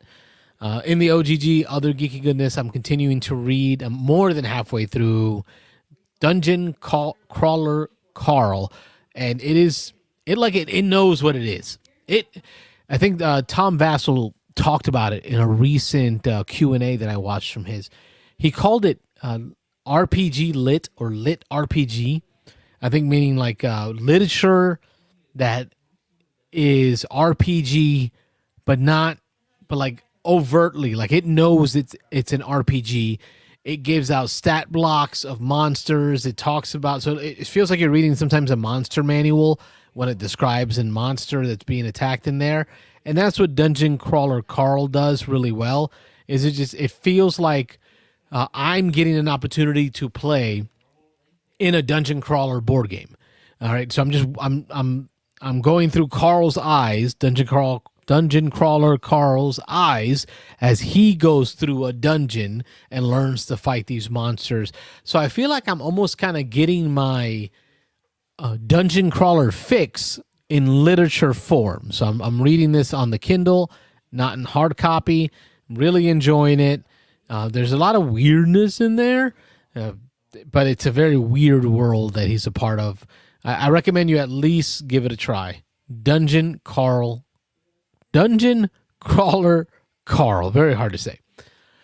And then finally, in my OGG, I started up Star Trek Strange New Worlds, the most recent season, which I think we're on 4, whatever the most recent season is. And I got episode 1 done, which finishes off the cliffhanger that they left us on last season. So it's kind of like the end of that episode. That cliffhanger is done. I got to say, I was pleasantly surprised. Actually, I was just like straight up surprised. I'm watching the episode, and I'm not going to give too many spoilers, but at a certain point in the episode, Captain Pike starts doing the Lord's Prayer, like just straight up the Lord's Prayer in Star Trek. And I kind of got confused because I don't remember a time in any Star Trek that I've watched, Next Gen, Deep Space Nine, where it wasn't anything about like a fictional religion. So it kind of threw me off for a second. Like, what am I watching? I checked my VidAngel settings to make sure, I understood what was going on here. But that was pretty cool to see that. And I guess it's because in this Star Trek verse, it's not far off from Earth. Like, it's one of the first ships going out for the first time. So it's kind of connecting to modern Earth and the religions we have here. I don't know. I'm a Christian. I'm unashamedly a Christian. So to me, hearing Pike start the Lord's Prayer was pretty cool. So I can connect with the show. My man Chris in the chat, he says, I'll call in shortly. So I'm going to have to find some topics to talk about until Chris calls in because I want to make sure to hear from him. But that phone lines are still open, 813-618-7099. That was my OGG, my other geeky goodness. Caught you up on what I've been up to. So I think at this point, until Chris calls in or someone else calls in, I'm out of Twig. I'm out of Halls. I'm out of Twig. So this week in gaming, that's caught up. I'm out of news. I'm out of all kinds of stuff. Let's see what the caller is here. Beansanddice podcast. State your name. Where are you calling from? Hey, it's Aaron calling from Columbus, Ohio. How we doing? Hey, Aaron, thank you for saving me, sir. How are you? Yeah. I actually I didn't get to watch until just now, and then heard someone else was going to call, and you're doing the show by yourself, so I thought I'd save you the 7 minutes to get to the other call. So I was thinking about calling anyway. So beautiful, sir. I appreciate that. Had For you folks who are new to the show, we have some folks that have been calling in and being a part of this show for years. I'm talking through like some folks, multiple children, right? And some folks like Aaron, their first children. Like they were here pre-kids and now they're here after kids. And, and we love to hear from you. Catch us up. What do you got going on? Yeah, not a ton. I mean, there's some games coming and stuff, but the one thing I thought I'd call in and talk about, because I know Rob had some thoughts about Vantage, and I've had the chance now to play it. I don't know, maybe 2.5. The first play, it's hard for me to call kind of a full play. I was running through it pretty quickly, but the 3 kind of starts and finishes of Vantage, all solo at this point. So yeah, I thought I'd call in and kind of give some thoughts. All right, so here I'm gonna need you to talk me off the ledge. Right, it's on the cusp of being like just purchased. Like I'm so close to buying this game. Talk me off the ledge. Well, I don't know that I will. If you're looking for a solo experience, I have enjoyed it quite a bit. I was worried you'd say that. Yeah, it's definitely. I don't want to say it's super innovative necessarily, but it is, I think, a unique experience. What Jamie's been able to do here. I don't think the core mechanisms are all that deep or complex. I don't think that's what's going to keep you coming back to the game. But there's something about the just open world nature. Very easy to get into, like a lot of these world narrative games sometimes have a heavy rule set that come with them. So not only is it a longer play, and you've got kind of the narrative breaking it up, but a lot of times you're like referring back to the rule book and doing X, Y, and Z to kind of figure out how you're playing it right. I'm thinking of games like Sleeping Gods. That there's just some of the gameplay mechanisms get in the way of the story, and this is 85% story, 15% mechanism. Now, there is no guiding narrative, but each of the 3 plays has been kind of rewarding in its own way. The first play was a little bit more of a run through. I was being a little more reckless and just kind of doing stuff I wanted, so it ended a little bit quicker. But even not being able to kind of make decisions that progressed me in the mission during the first play, I had a good time kind of exploring the world. The second and third play, I actually won. I finished both of those with what they would consider a win. The second one was a Destiny win. I filled up my grid and was able to just kind of keep the game going. And then the third time, I had just enough dice mitigation with the board I'd built out to kind of survive long enough to complete the mission. I needed to have a really valuable item that I had come across, and in this case, it took me some time to kind of upgrade and refine and turn it into something that was more and more valuable. But it's been a really exciting and enjoyable experience from the solo perspective. So yeah, I guess that's my big overview. Well, everything you said is not scaring me away from buying this game. You did a great job of selling all the points that I was looking forward to, right? Ease of setup, ease of rules. Space Biff, that's the pod. I messed up the name last time. I wanted to say Space Biff did an audio podcast. This guy's like a professor, like a smart guy. Had Jamie on for over an hour, and they talked about advantage and a lot of the reasons of why he did the mechanisms he did, and that piqued my interest. I know Rob he didn't poo-poo it. Rob just said he wasn't sure how he felt after it. He had some negative feelings in there. One of those negative feelings, which were brought up in that podcast I want to ask you about, Aaron, had to do where Jamie in the podcast admitted that, no, you can't turn around. Like, you can't leave a place and then expect to just follow the opposite directional, north, east, south, west, right? Mm-hmm. If you went north, you can't just go south and expect yourself to be back in that same spot. How'd you deal with that feeling where, like, you can't turn around? Yeah, I mean, I can understand some frustration with not being able to get back to a space you want to get back to. That being said, it doesn't break anything for me. In fact, like, I can kind of understand it, that I think there's this I think some people have this mindset of like, oh, I'm going up one card, I'm going left one card.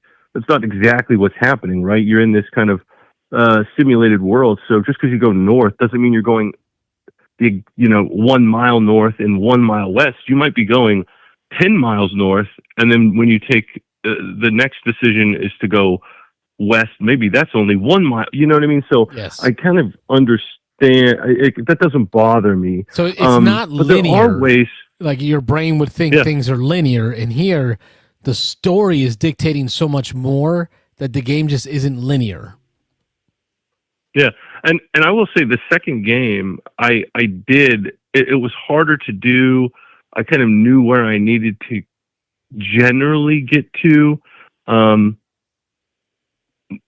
but I had a situation where I found, there's a number of different cities in the game, so I won't specify which city I found, but I found a city, and in kind of my first interaction, there was a market, and one of my missions was related to having a certain amount of money. So I was hoping to get back to that market, thinking I could sell some of the items I had to help me reach that mission objective. And I was ultimately able to get back there. Unfortunately, I got back there and wasn't able to kind of sell the goods like I hoped I would. But there are ways to find yourself back where you've come from. So it's just not as straightforward, I think, as maybe some people want it to be, especially if and I could see that, like, if people are really dying to complete a mission or a destiny, you'll want to feel like you have maybe a little more agency in doing that. But I saw Tom's review, and I kind of, especially on my third play, I don't know that I care. I'm hoping by the end of it I can complete something and end it in a victory. But I have a ton of fun of like just kind of getting lost in the world and saying, oh, now I found this.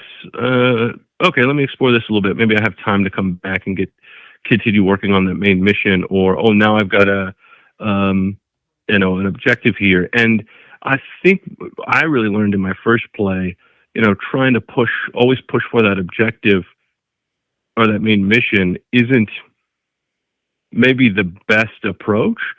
Early on, making decisions, whether that be on location cards or the mission has cards, your individual character has actions on its cards, taking some time to do things that you think are going to help you expand that grid, because once you start expanding that grid, your dice mitigation becomes huge, and that will allow you to extend the life of the game because you become less worried. You're going to have one or two of the core actions that you're really good at. Like the third game, I could take any sort of like move action, the blue action, and I wasn't worried almost at all. Like I'll put that dice there, I'll put that die there, and then when I put that die there, I get a boost cube. So then even when I'm doing these other actions, now I have boosts to mitigate dice. Like as you build that grid out, you are early on taking away maybe some of those the health trackers, the different health trackers essentially is what they are. You're losing some of those up front, but man, are you getting the benefits of it late in the game because you're able to extend the game out because of all the dice mitigation you have. So again, I kind of feels like his style with like Tapestry, where it's all about how much can I get out of this using what I have, and the more I can get out of it in that round, the better I'm doing. Yeah.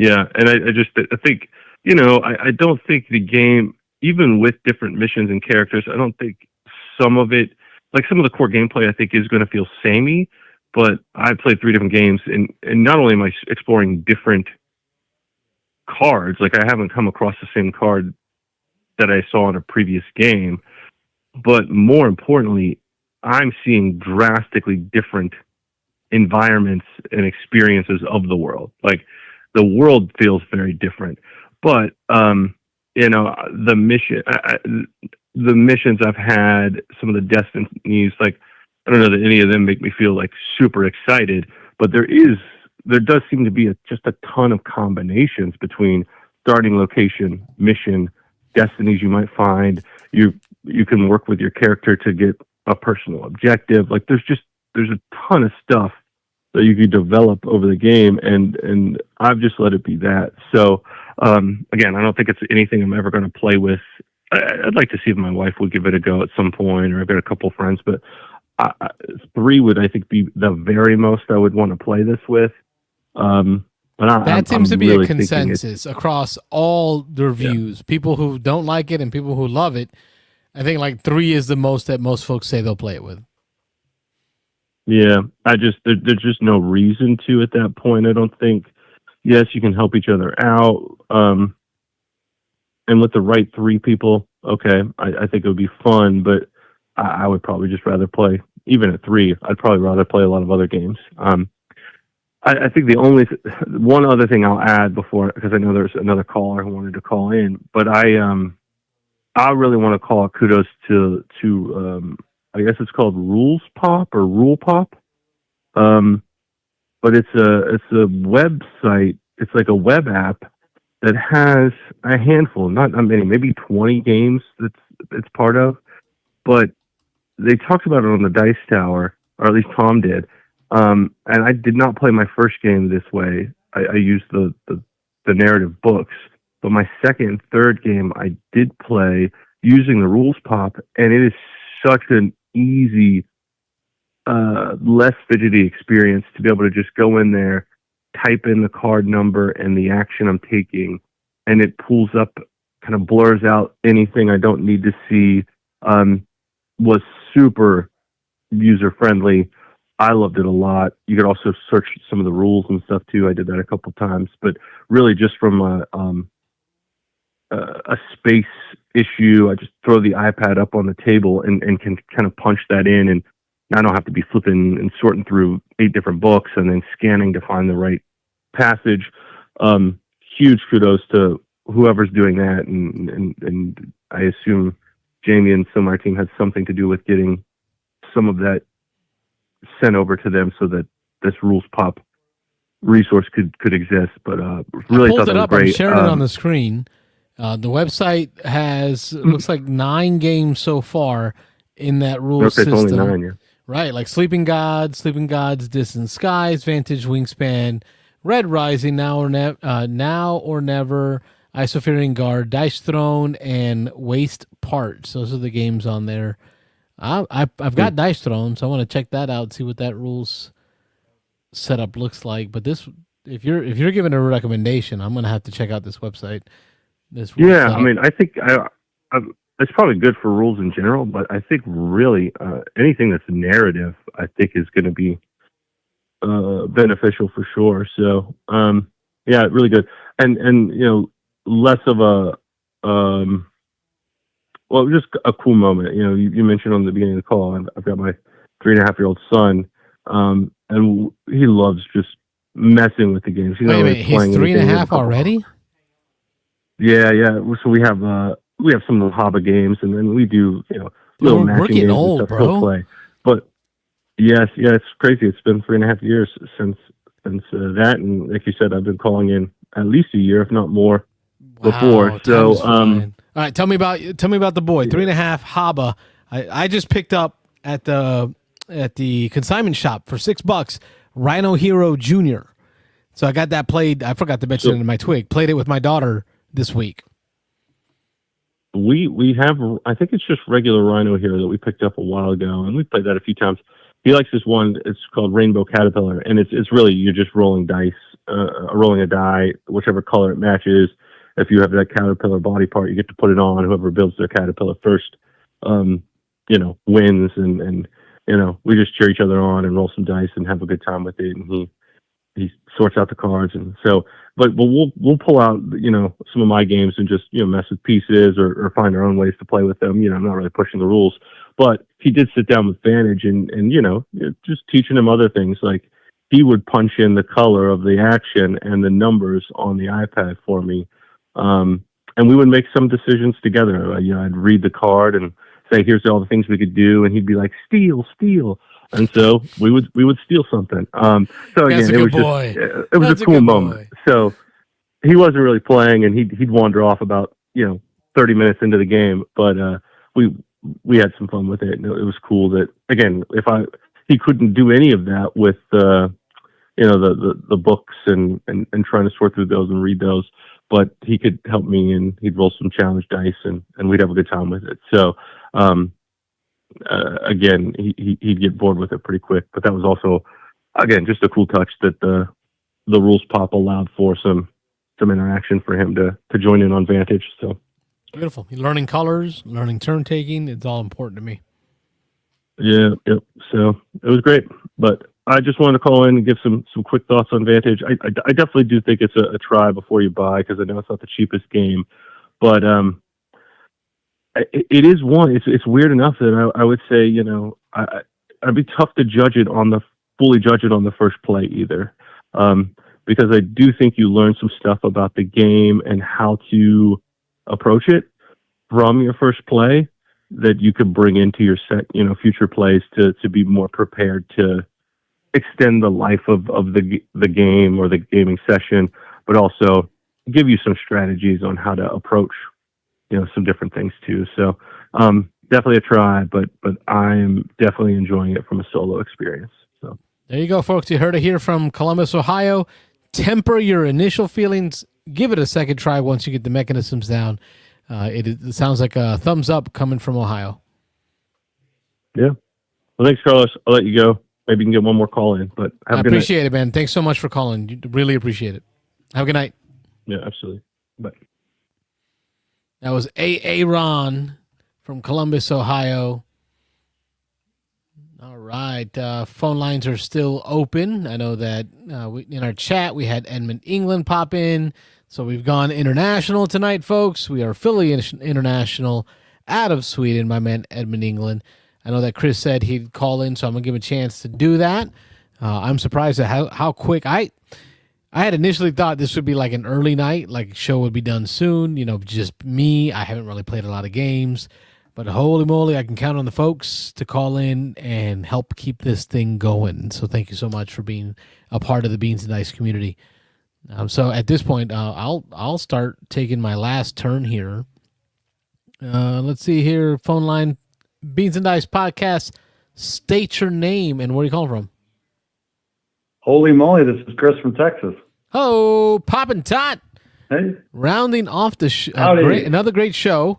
So you're the last co-host of the evening because it's just me. So my callers have been my co-host. You got a lot of big shoes to fill. No pressure. You're caller number 4. Well, so I guess everybody's at conventions. I missed the first part of the show. Is that what's going on? Rob is at Dice Tower Retreat in sunny Orlando, Florida, with all the Dice Tower crew playing games. Wayne is out with family watching football because apparently football's back. That's a thing. Oh, yeah, Thursday night football. That's true. This is the first week. I hadn't even thought about that. I'm planning to watch the Seahawks play the Cowboys. I'm planning to watch the Seahawks play on Sunday, the 49ers, watch that game. But you're in Texas. It's already Who's your started. team? I'm actually a Seahawks fan, ironically. I can't be a Cowboys fan because I don't like the owner. The owner, Jerry Jones, is horrible. Like, ever since back in the day, Emmitt Smith, Troy Aikman, Jimmy Johnson, that was like the golden years of the Cowboys. And when I was a kid, I used to watch it when I was, my whole family, of course, being from Texas, they would watch the games. And I'd root for them then. I thought they were really cool. And then I started hearing how the owner was messing things up. And Jimmy Johnson basically left the franchise because of the owner. And then from that point forward, I'm like, I could never be a Cowboys fan as long as Jerry Jones is the owner. And it's funny because I had talked about in my last OGG, Other Geek Goodness, how I'd watched through the season of Hank Hill. What's the word I'm looking for? Help me out here. King of the Hill, Hank Hill, Bobby Hill, all that. Mm-hmm. There was an episode in this most recent season where somebody does some very mean stuff to Jerry Jones, his desk. Because the hate was so strong, they had to put a whole episode in there about it. Well, I pray for the man, but it's just hard to support that franchise because he just messes everything up, And that was the. But I was never a true fan. Yeah, I watched as a kid because my family watched it and I rooted for him, but I was never a true fan. So when I became an adult, I wound up going to a Seahawks game when I was in college, and I loved it, and I loved the whole experience. It's my first professional game in person, and I had several friends I was in small groups with that were from Seattle, and so I just kind of gravitated towards the Seahawks. They had Mike Holmgren, they had Sean Alexander, Matt Hasselbeck. They were all Christians that had really high character. He's got a great book too. I read his book. Oh, you did? Oh, that's sweet. I didn't see that. But if you had to, in the red zone, would you throw the ball or run the ball? I don't know. I'm just saying. Oh gosh, yeah, that's like the worst thing. Yeah, it's a no-brainer, Carlos. I don't have to say it, and we don't even have to bring this up again. Let's get it back to board games. But yeah, so I was going to go over my twig a little bit, and then also talk about a game that I put in the chat in the Discord. Did you see any of the stuff that I posted in the news? I don't know what you talked about earlier. I did read the article there live on air today because I didn't have a lot of content. The Brass Pittsburgh one. I read that article live on air. Cool.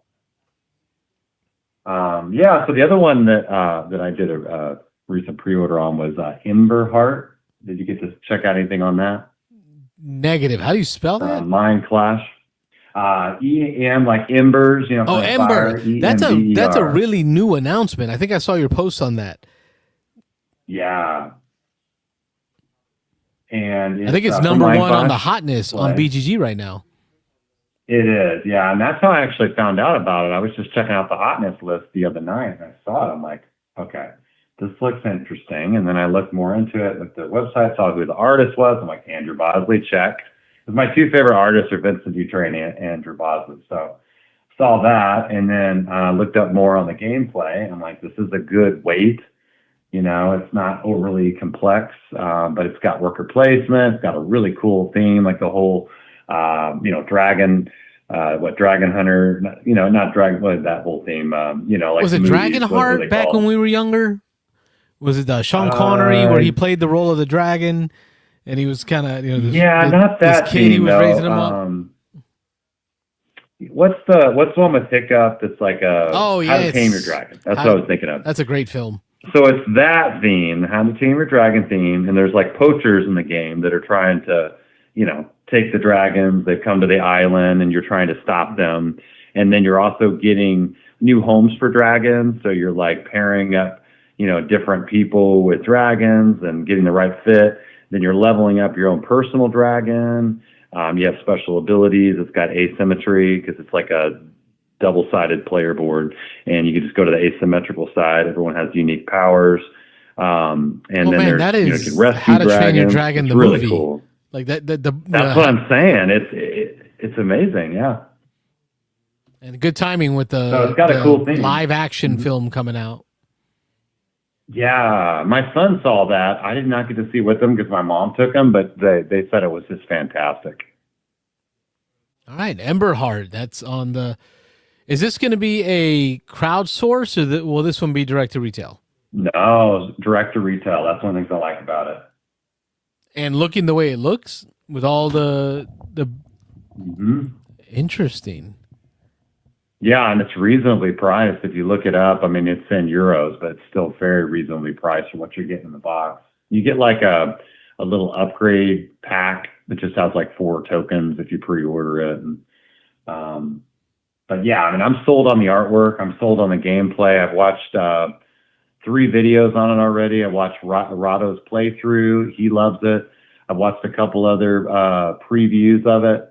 And I'm like, yeah, this is right up my alley. My son and I are going to love it because he loves How to Tame Your Dragon. He watches the TV show on Netflix. Yes. He's watched all of the episodes of that, all the seasons. He loves that. Obviously, he's seen the live-action movie. He's seen all the animated movies. So it's like perfect theme for my son, perfect theme for me. Looks just like a very clean design. There's multiple different types of workers. They have rangers, wardens, and scouts. And then you have your hero, you have your dragon. You could send your dragon out to do stuff too. And then there's this flame track at the top that's when you do certain things, it raises your flame, but that's negative kind of points. Or not really negative points, but it's less points at the end of the game if you're high on the flame track. So you want to get that flame track down. There's ways to mitigate the flame. There's ways to almost like a corruption mechanism. Kind of, yeah. It's really interesting. So the person who's in last place on the flame track is going to get the most points. The person who's highest on the flame track is going to not get points at all. So it's real interesting. So you're trying to kind of stay with everybody on that flame track, kind of stay close to the rest of the players. So it's kind of like a little mitigation that all the players are having to deal with it throughout the game. But if you're on, the lowest on that track, you can get the most points. If you're like in the middle, you'll get some points. And if you're the highest on it, you'll get 0 points. Yeah, it's like really a good trick-taking game where you don't want to be too greedy. Exactly, yeah. So they've got that. Obviously, there's like 6 worker placement spots. Then there's your board has stuff that's going on where you can upgrade and do things on it.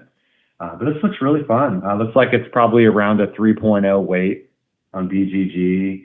Might be, yeah, if I was going to guess, I'd say maybe between a 2.8 and a 3.0, somewhere in there. Based on your experience really at this weight class, I think you're right.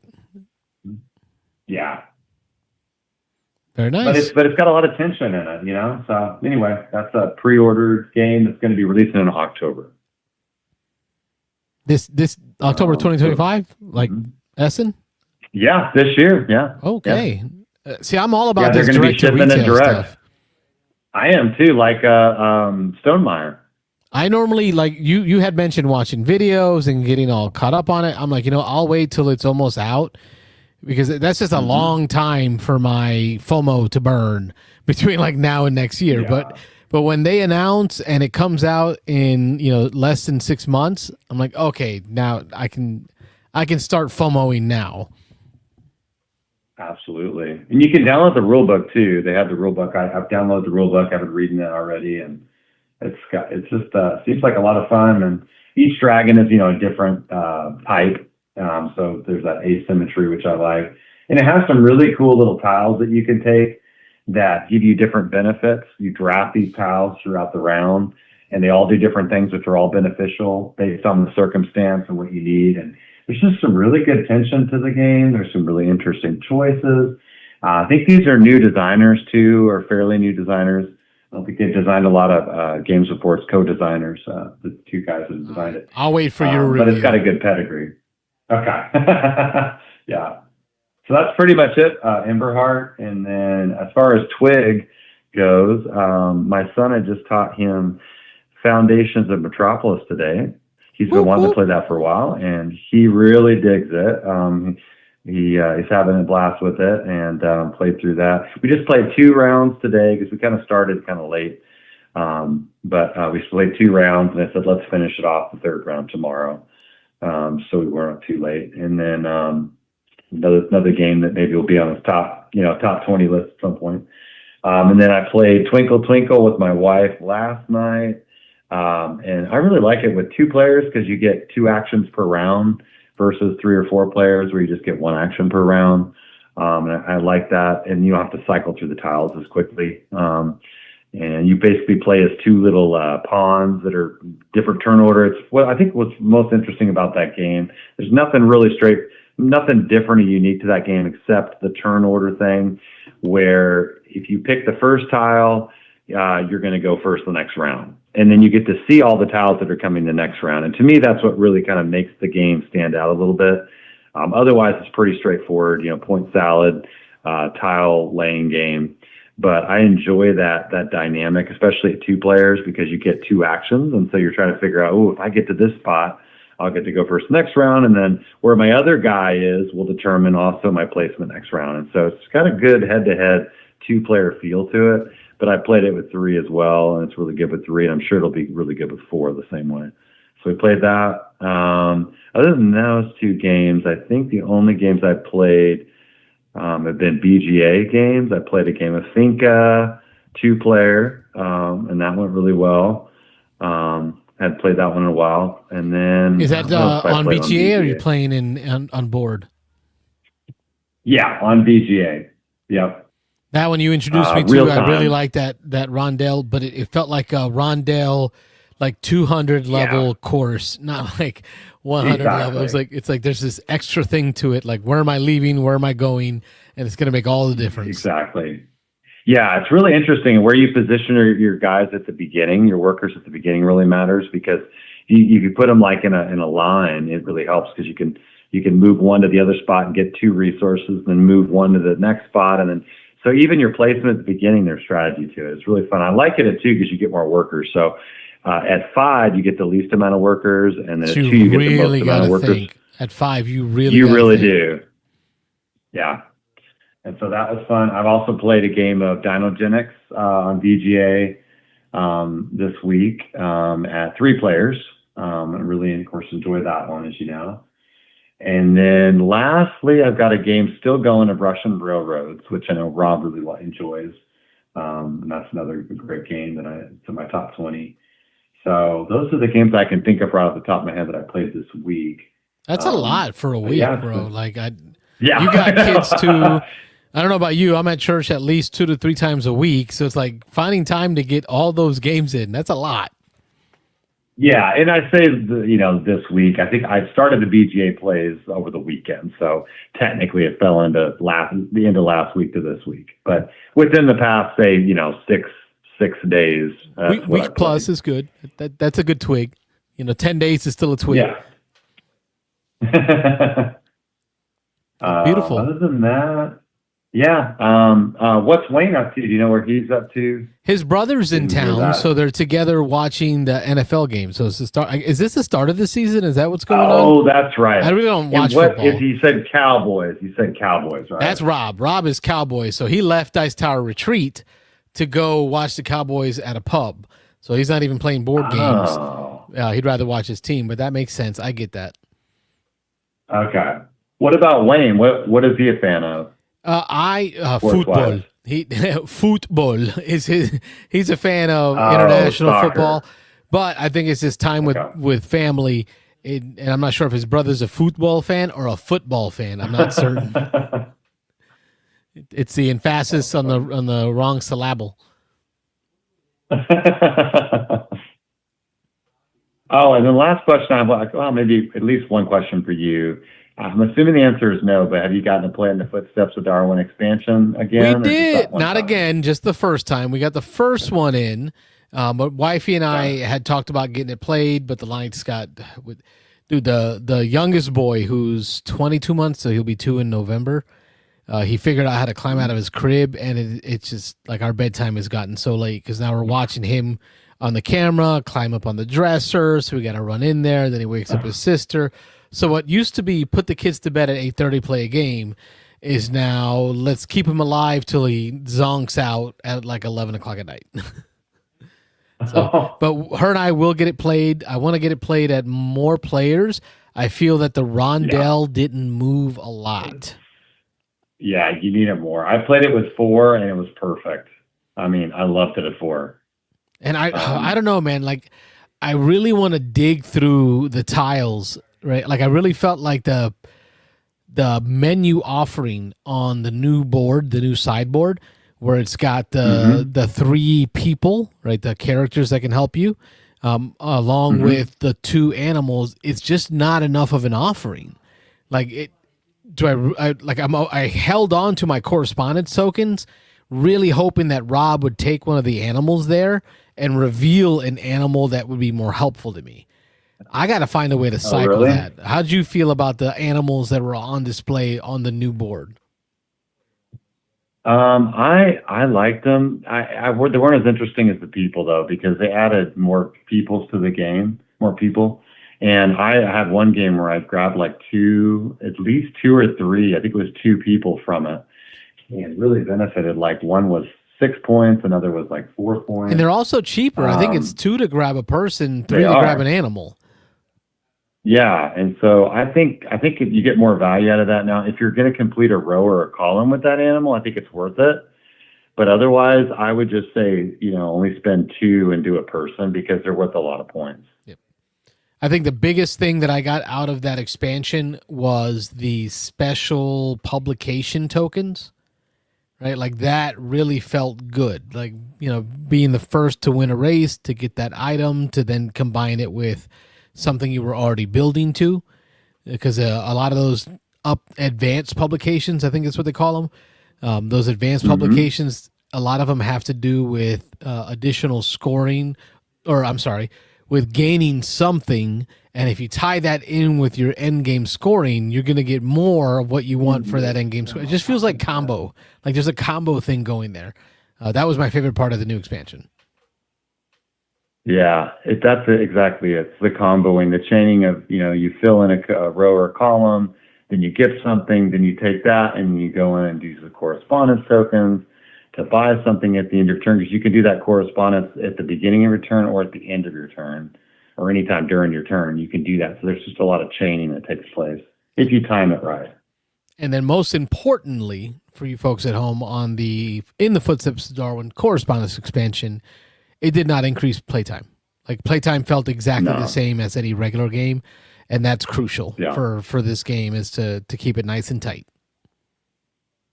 Yeah, the only time my turn went longer is if I was chaining several things together, and even then they were quick chains. A few seconds per chain. It's not like it added time. And most of the time, you're not doing tons of chaining in your turn anyway. I think the most I had in a turn was like maybe 3 chains in a row that happen. It's very rare you get more than 3. But yeah, It doesn't pick your have to regular play time, but animal, it just makes it more interesting. pluck a correspondence animal, fill a column, grab the advanced publication, which ends up being a token. So then pull the species tokens. I can't remember what they called them. The animal token. Yeah, out of the where you bag, get the bonus. right, and You then get the drop that bonus on the from it, yeah. board, and it's already on a space that's Yep. full. Like that's a great feeling. Oh, it's so good. Yeah, and then you're just seeing, and of course the scores are higher at the end of the game too. Yeah, which feels like I So don't know if I can score it against my past games, but I found a feature in the scoring app I use, the board game stat scoring app. There's a place where you can add the expansion. So before, I thought if I played an expansion, I had to mark it as its own separate game, right, to play that expansion. But no, what I did is I went to the original In the Footsteps of Darwin, started a game there, but I went to, I think it's notes or comments or so, it was like a setting in there where I was able to tell it, hey, I'm playing the expansion. So when it logged it as a play of Darwin and a play of correspondence. So like it logged it for both. Sweet. So now I can really kind of keep track of the differences between regular Darwin or I'll just say for any game, I can keep track of the base game versus the expansion and the scores differentials. So just getting a little geeky with my BG Stats app. Oh, I love that. I'll have to do that. That's cool. And I did think of a few more. I actually went on Board Game Geek. So I looked up my plays in September. And so there were a couple other games that I got played. So I did get Architects of the West Kingdom played on BGA. Just one game of that, which I hadn't played in a long time. It was fun to play that again. They have a sale going on right now for West Kingdom coins on the website. I think it's like $12.50 for 50 of their metal coins. So that's a pretty good deal. Oh, sweet. I got an email about that. Yeah, that's awesome. Wow, that's great. Yeah, I love metal coins. I think that's my favorite component upgrade is metal coins. Yes, but you got to have them all. Like you got to, because every game is different. So man, they got. I know. Unless you just have universal ones, you can buy some universal one on Top Shelf Gamer, and then you could just use those to rotate between games. But it depends on the game. Like the ones that have the 1s, 3s, and 5s are very easy to shift back and forth between the games. You get the generic ones. But if they're for the game and specifically made, you're going to want those, right? Right. Like you got the theme on there. My copy of Ezra and Nehemiah, like I needed those specific coins. Like yeah, because of the theme, because of the period. They're unique to that period of time and history. Yep. So check it out, folks. Architects. The West Kingdom coins are on sale on the Garfield Games website. I love that company. That's cool. And that's reminding me of something else I was going to mention on Luthier, which I'll talk about here just shortly. You got your copy in, right? Yeah, I did. And it comes with metal coins in the deluxe version. They are the best metal coins in my collection right now. I have a few that are the same quality, but what I like about them is they have the engraving, where they stand out, the depth. You get, the lettering comes off the coin, so it's not just a flat leather. You've got all that. And then you've got the instruments on there, which I thought was just amazing. There's different instruments on the coins. So it's got that instrument theme on the coin itself. And I was not expecting that. So very beautiful coins. I think what I'll do is take a picture of it and then post it on Discord, but beautiful coins. And the artwork by Vincent Dutray. I mean, it's amazing. When you get that played, I know Rob's going to want to hear about it. I think Wayne is a fan of Distilled. So this is coming from that same designer. So he's going to want to hear about it. Mm-hmm. Definitely. I'll call in after I play it. Yeah, I just watched started a playthrough video on it today. I didn't finish it. I'm about 3/4 of the way through that, and then I want to read the rule book after that. So I'll definitely call in after I get a chance to play it.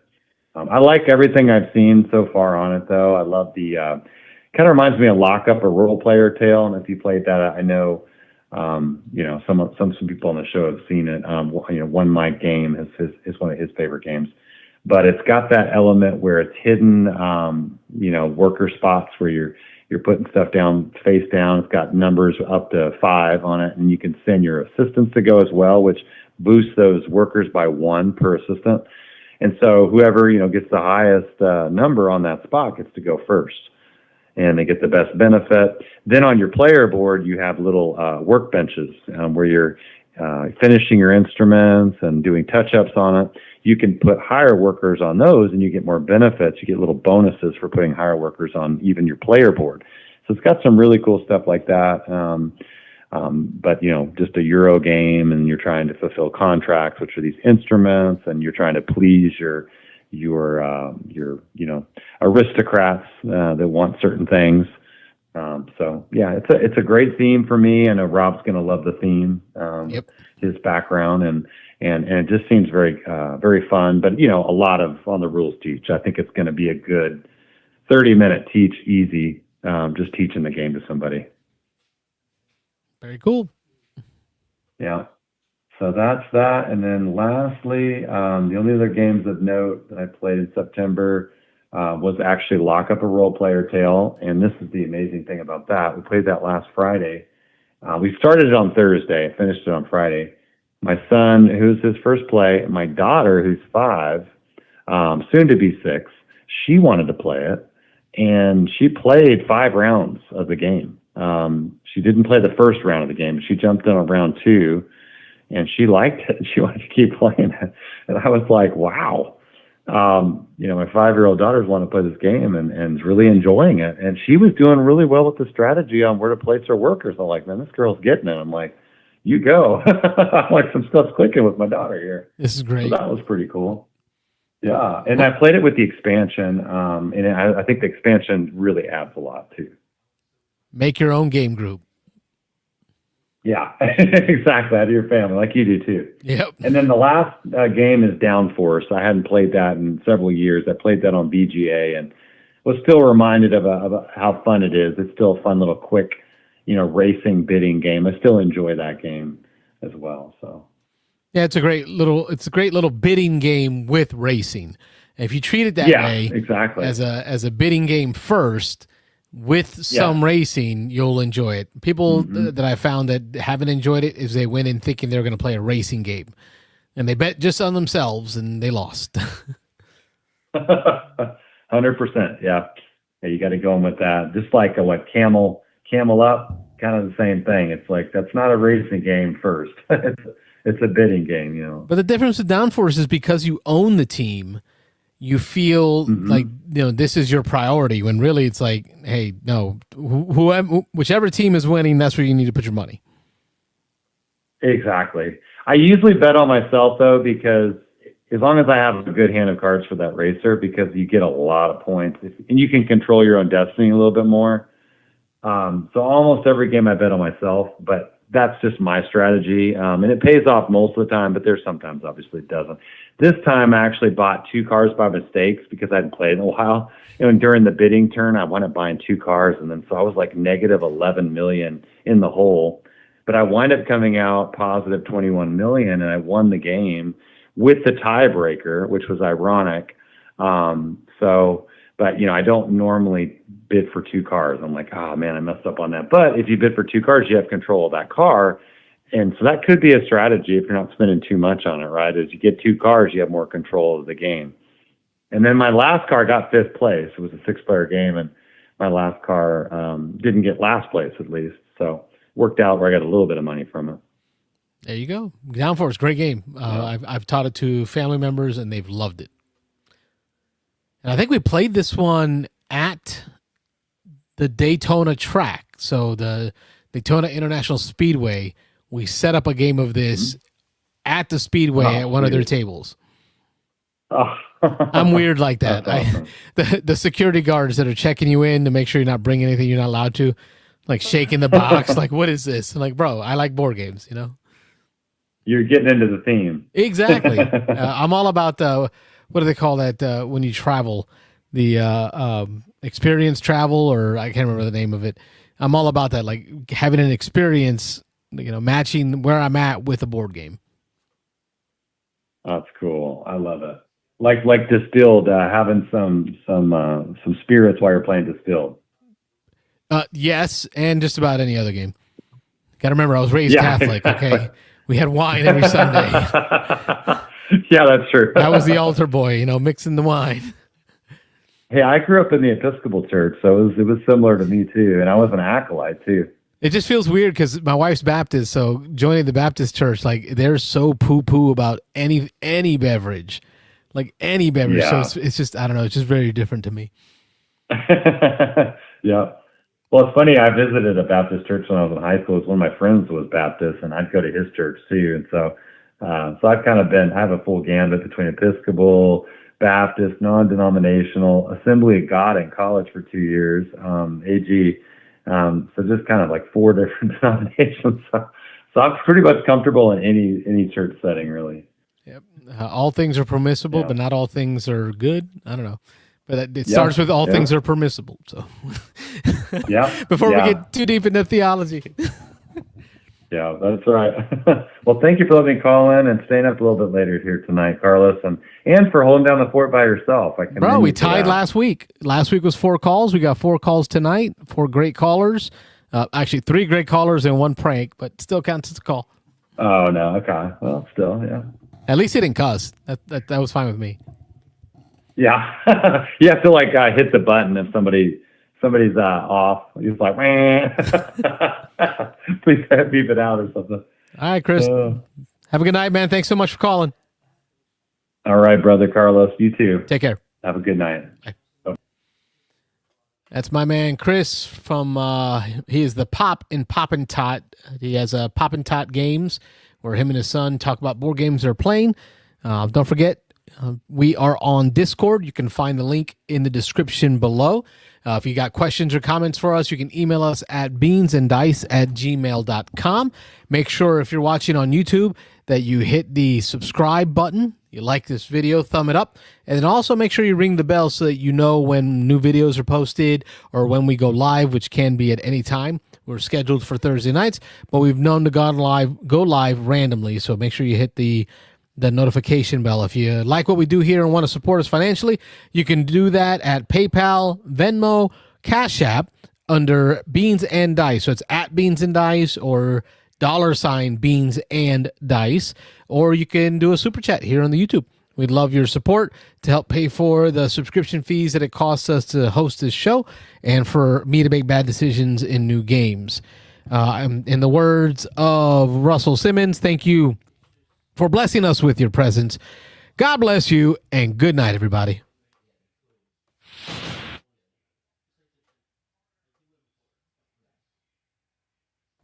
Thanks for watching the Beans and Dice podcast. Don't forget to like and subscribe.